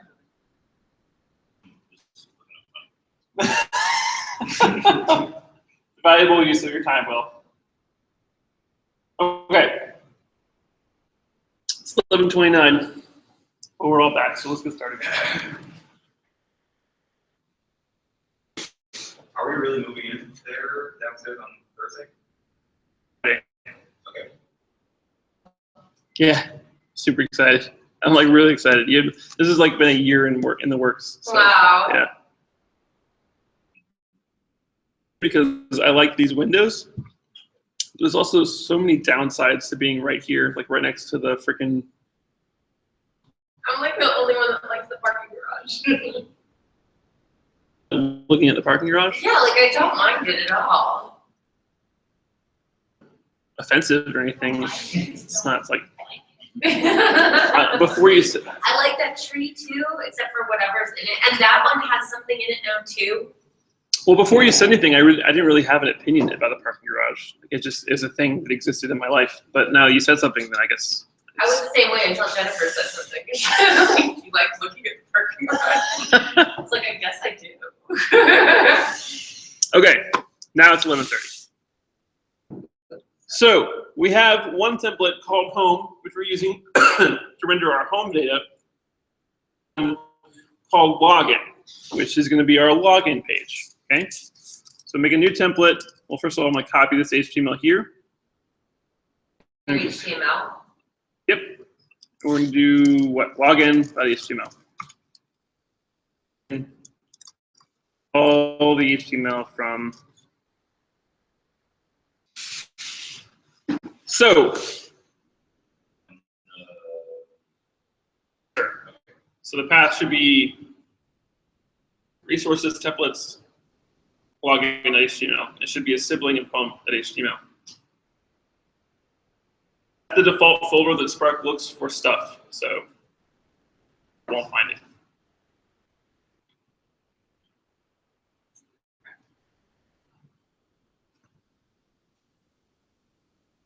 Cool. So we added a bit of HTML to this, so it's no longer just a bracket name thing anymore, right? It's form. So forms are HTML elements of submitting data.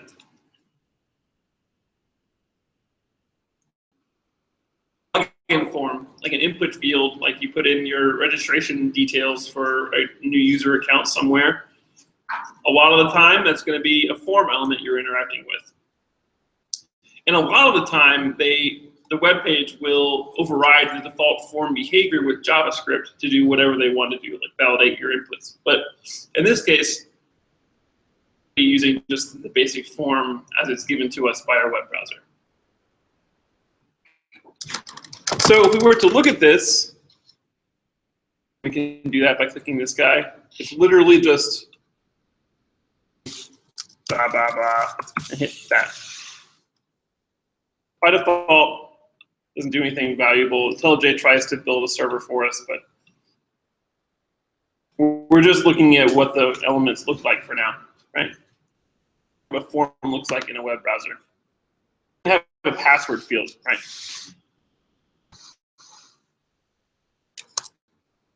If we go back to this guy,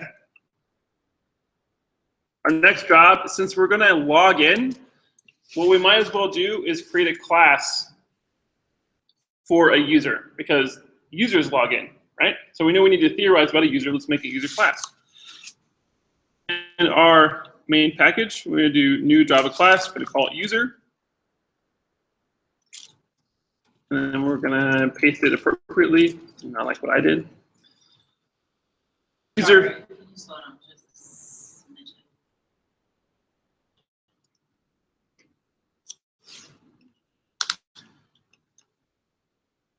How did you get your local host update that?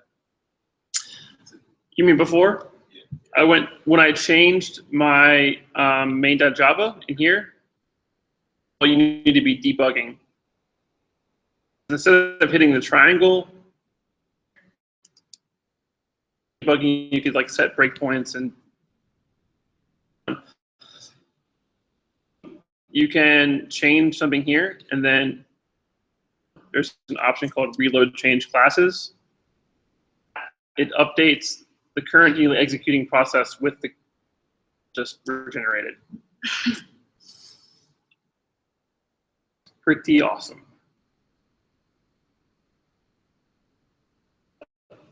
Good. Okay, so we have a user.java file. User class. Right now, users only have one field, and that name. Okay. It sets the name to. Okay.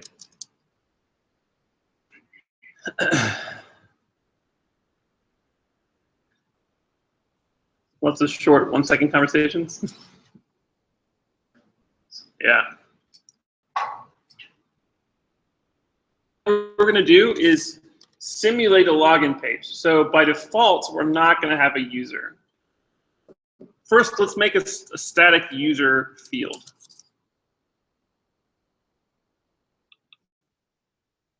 So up here in main, let's add static user.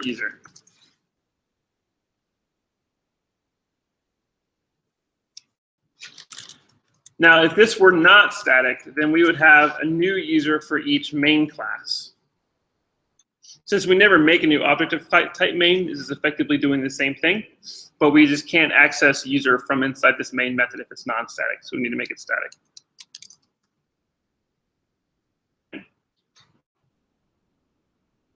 Access a field from a static method is static also.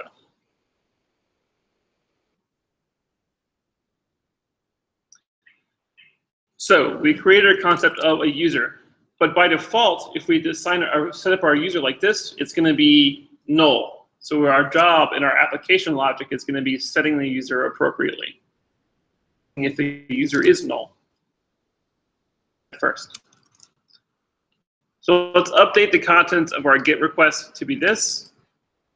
Or I paste it here.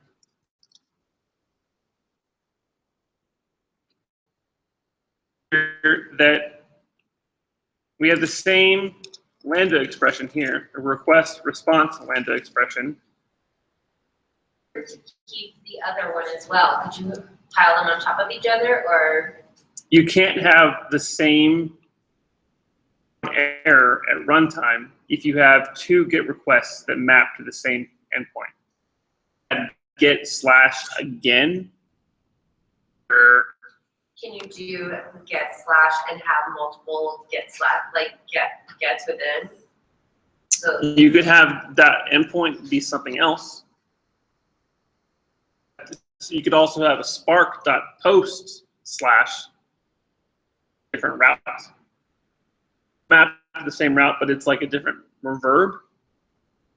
Put get. So you could map each of those verbs to that /.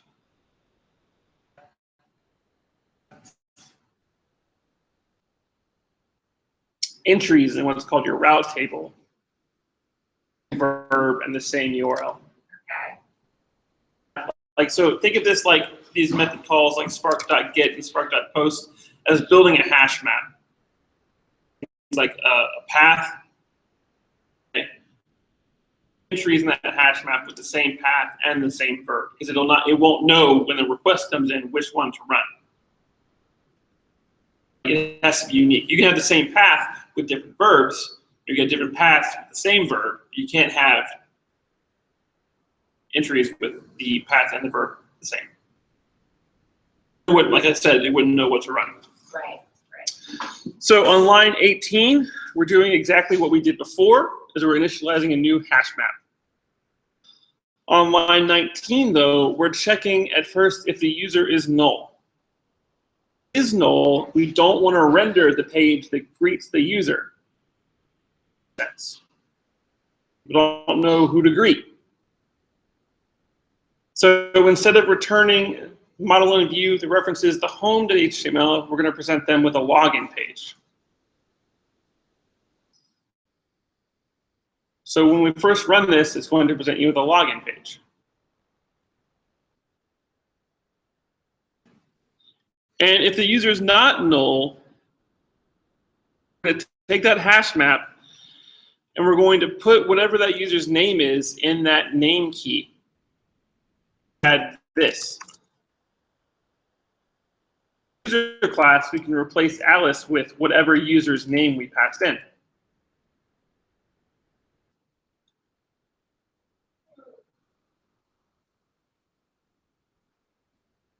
So that's our GET request. So this is what happens when we hit the home page. Piece though, and that is the website, what the user's name is. To do that, we need to post information to the web server. Now, should we be able to see this on our local host? The login page, but when you hit enter, it wouldn't do anything.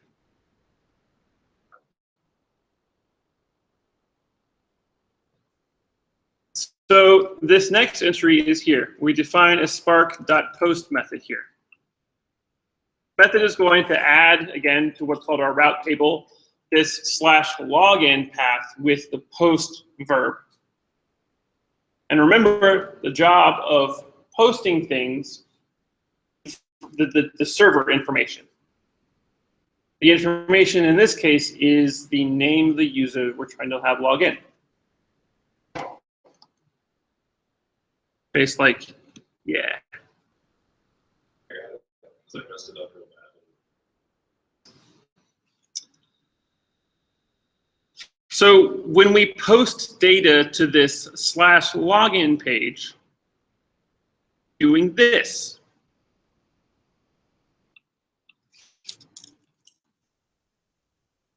What this is code, right? We have string name variable we're assigning to this request.queryparams login name.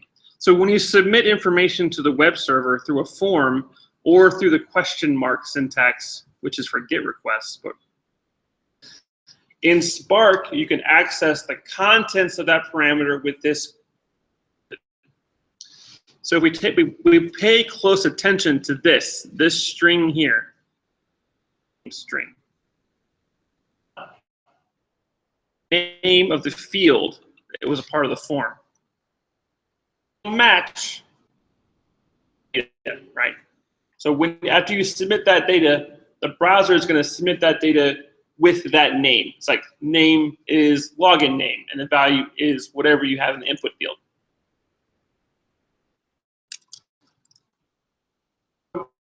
When this line 32 runs, it's going to assign this local variable name, which is a string, equal to whatever you passed in submission process, form submission process.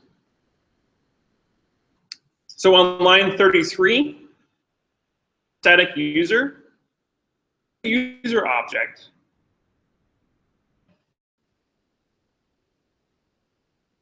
So we're saying new user name.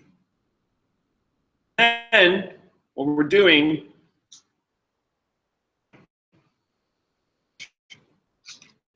line 34, response.redirect. When the server receives this response, what's called a 302 response. 302 is a status code that indicates you need to go somewhere else. With the 302, the place that they should go is this /. And then this return empty string is there because this Lambda expression dictates that it has to return a string. Do anything, okay? And it shouldn't do anything because the web browser is not going to use the data we got back. It's just going to redirect. Turn back to the client is irrelevant. Back to use the directions in git slash. What happens is that a response to send back to the client. So normally when you build a response to send back to the client, and that response is the data that is the HTML, the status code that gets returned is 200 for okay, everything's fine. You've seen other status codes, there's 404, which is a pretty standard thing. It means there's no endpoint request, right? There's also 500 error code messages, which is in the server. So if you see an error message that begins with a 5, the 500 level is fault. It's the server encountered an issue. Or ones that are access denied or resource not found errors. And 200 stands for OK. 301 are redirects. When we say response.redirect slash, immediate switch to the home page. What that is doing is instead of returning a 200 text, which should be your HTML normally, it's going to change from 200 to 302. Your response code needs a target. So it's like if you tell me to redirect, you need to tell me where to go. What's going to do is change that from to and also specify that the location you're supposed to go is this slash. So when the browser receives this information from this post request, it's going to see that we need to redirect. And it's going to automatically issue a new request to that redirect target, which is slash. Request to the web server, which this guy. Are you closing your get? Like, is that a method? Yes, this is a static method on the Spark class. Where are you closing the get with the parentheses? Line 27. Okay, where are you? Okay, If you click on the beginning, you can see that it highlights the end as well. one here. Like, where is it? All right, maybe that was it. With all the new syntax stuff, we're introducing it using to balance your parentheses and curly brackets. I think this worked.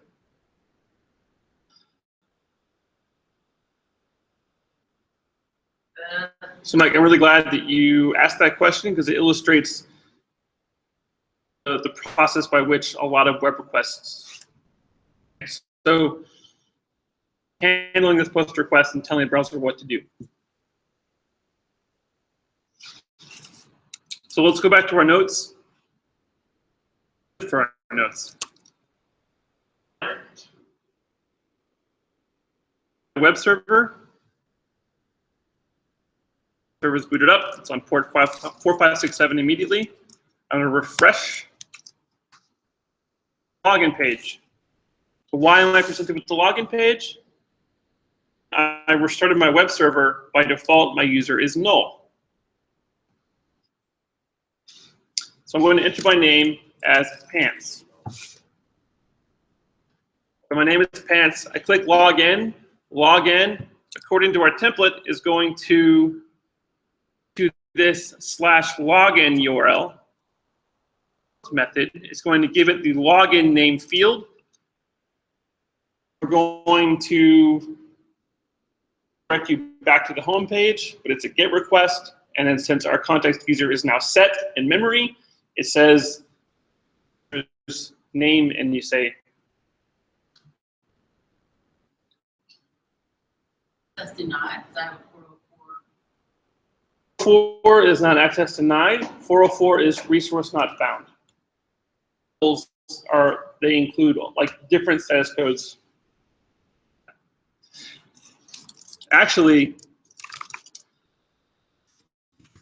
if you look at the list of HTTP response codes, all sorts of information here. This is interesting anyway, so I was going to go over it real quick, if that's okay. So we have informational or 100 level requests, success is 200 level, redirection is 300 level, client error is 400 level, like me that doesn't exist, or you're not authorized to access this resource. 500 is so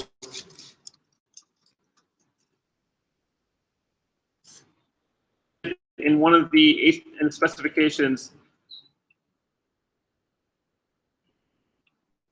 and I'm a teapot code. This code was defined in 1998 as one of the traditional April Fool's jokes that actually made it into, it's implemented by actual HTTP servers. It specifies this code should be returned by teapots requested to brew coffee. So, for these error codes, they included 418, I'm a teapot.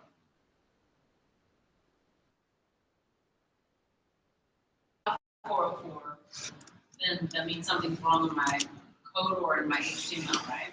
If you have a 404, you're trying to hit a URL that isn't handled by your web server. You check what URL you're visiting, URL like your home page, you need to see handling that URL the way it should be handling it.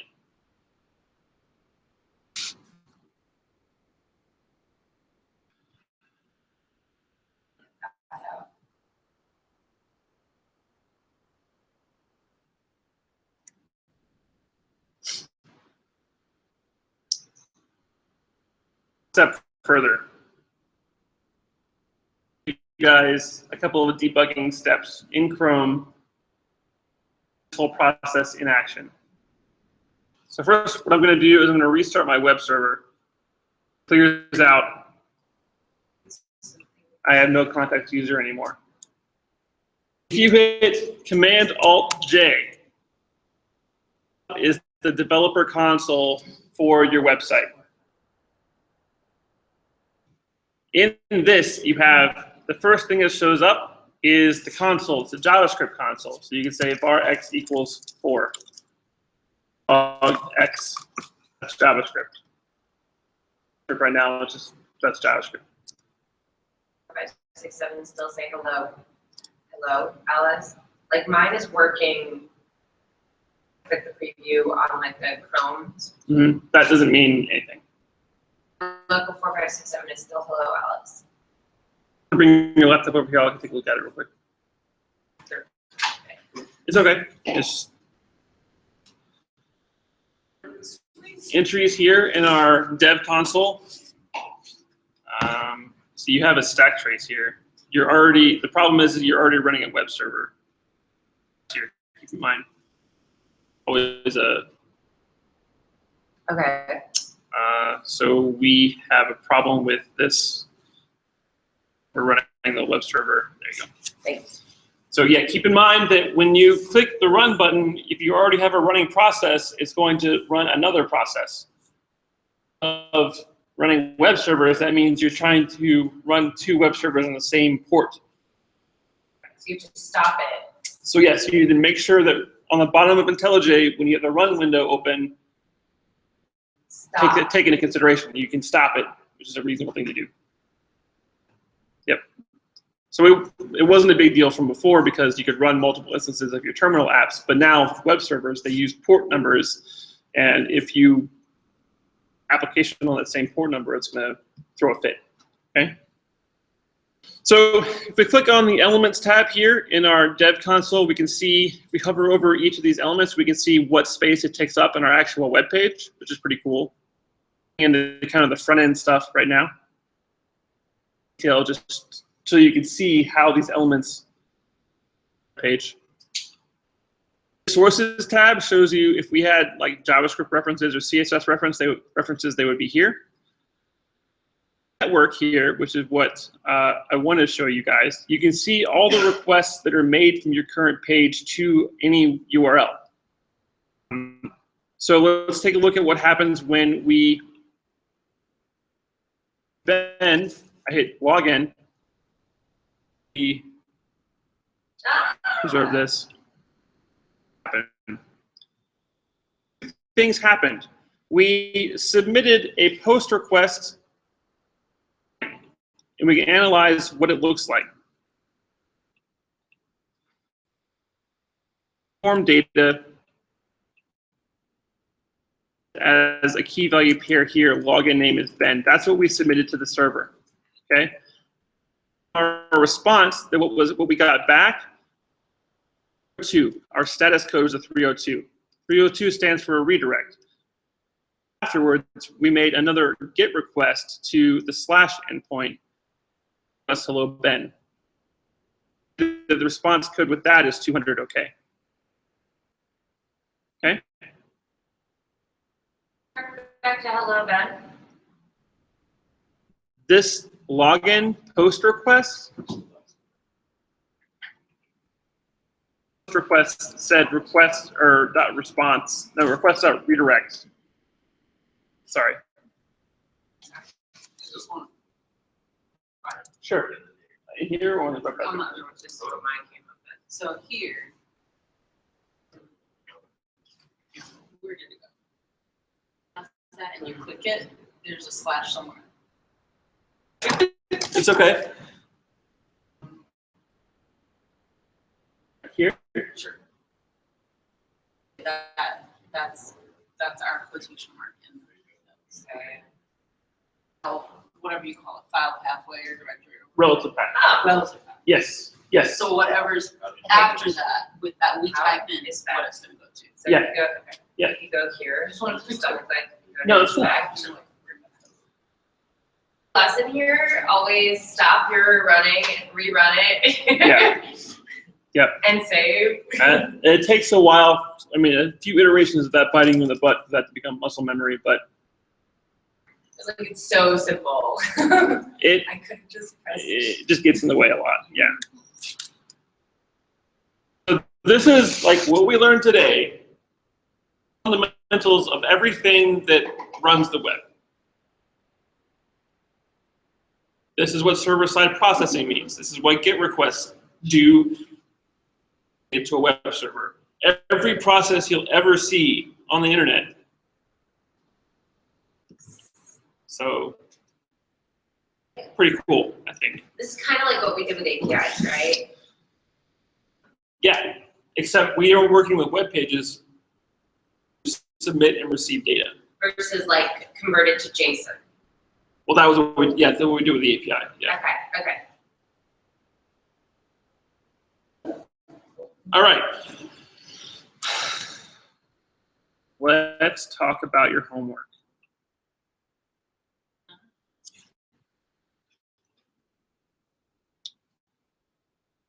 So let's build a microblog, but first enjoy this GIF of Star Wars Kid. Have you guys seen Star Wars Kid before? No. This guy was in the AV club in his high school, went into the AV room and recorded himself. This was after like Revenge of the Sith came out and crazy with like an international phenomenon. I actually, like with these GIFs, I consider it my duty as someone who's been in a community for a while to introduce people to common things on the internet. This Star Wars Kid happened a while ago, and he reached like international fame because of this.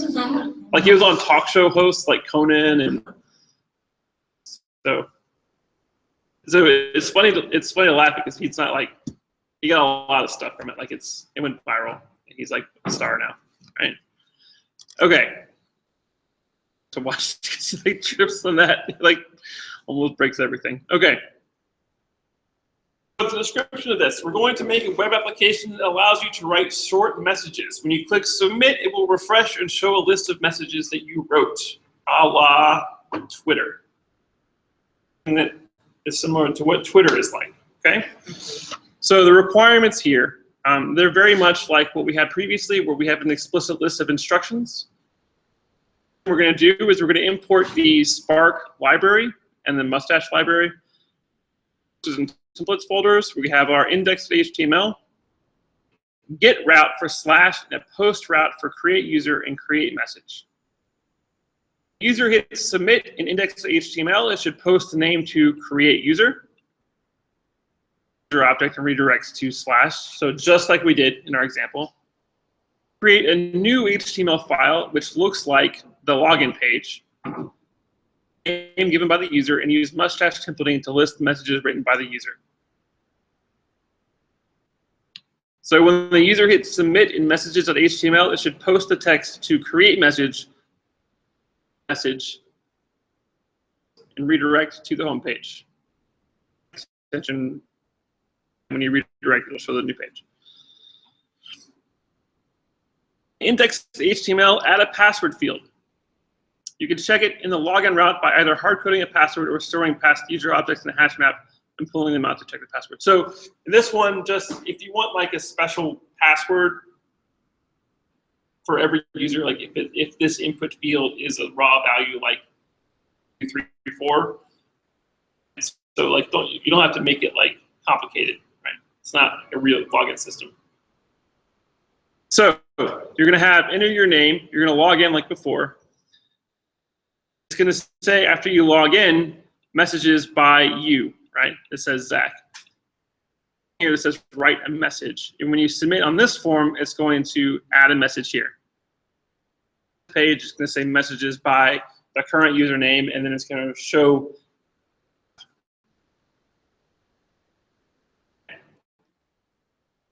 So this takes learned about today, and it just extends them. So I would recommend last field, right?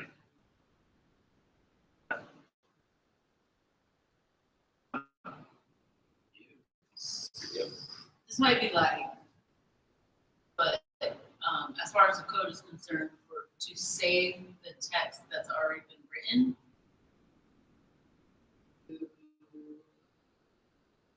like an array or like a hash map that just fine, or like. So list of messages and or contracting size. Want an array list.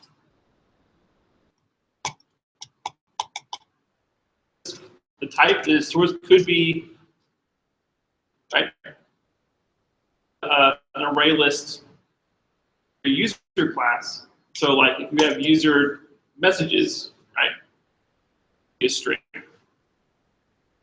When you generate the UL of these things, then it'll be just printing out each string that's in your messages array list.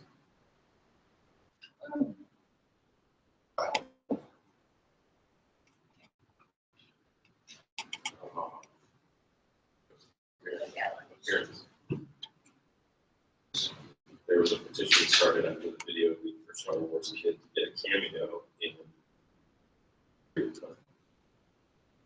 Yeah.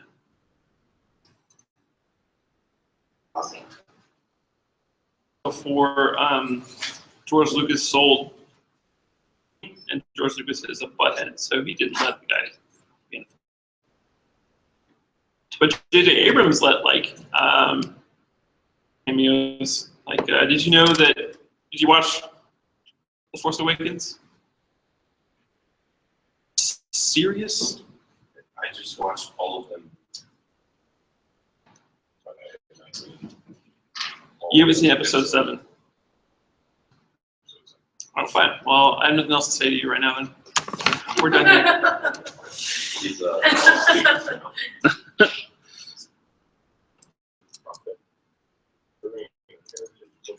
This conversation is over. It is over. Then what were we gonna say to them? The guy who is the junker that Ray talks to in the beginning. Oh yeah. That's a famous actor. He's this guy's name. Like he's a very famous guy. Not Simon Pegg. Him at all, but it is. Adoring fans, which might just be my wife again, or Day. But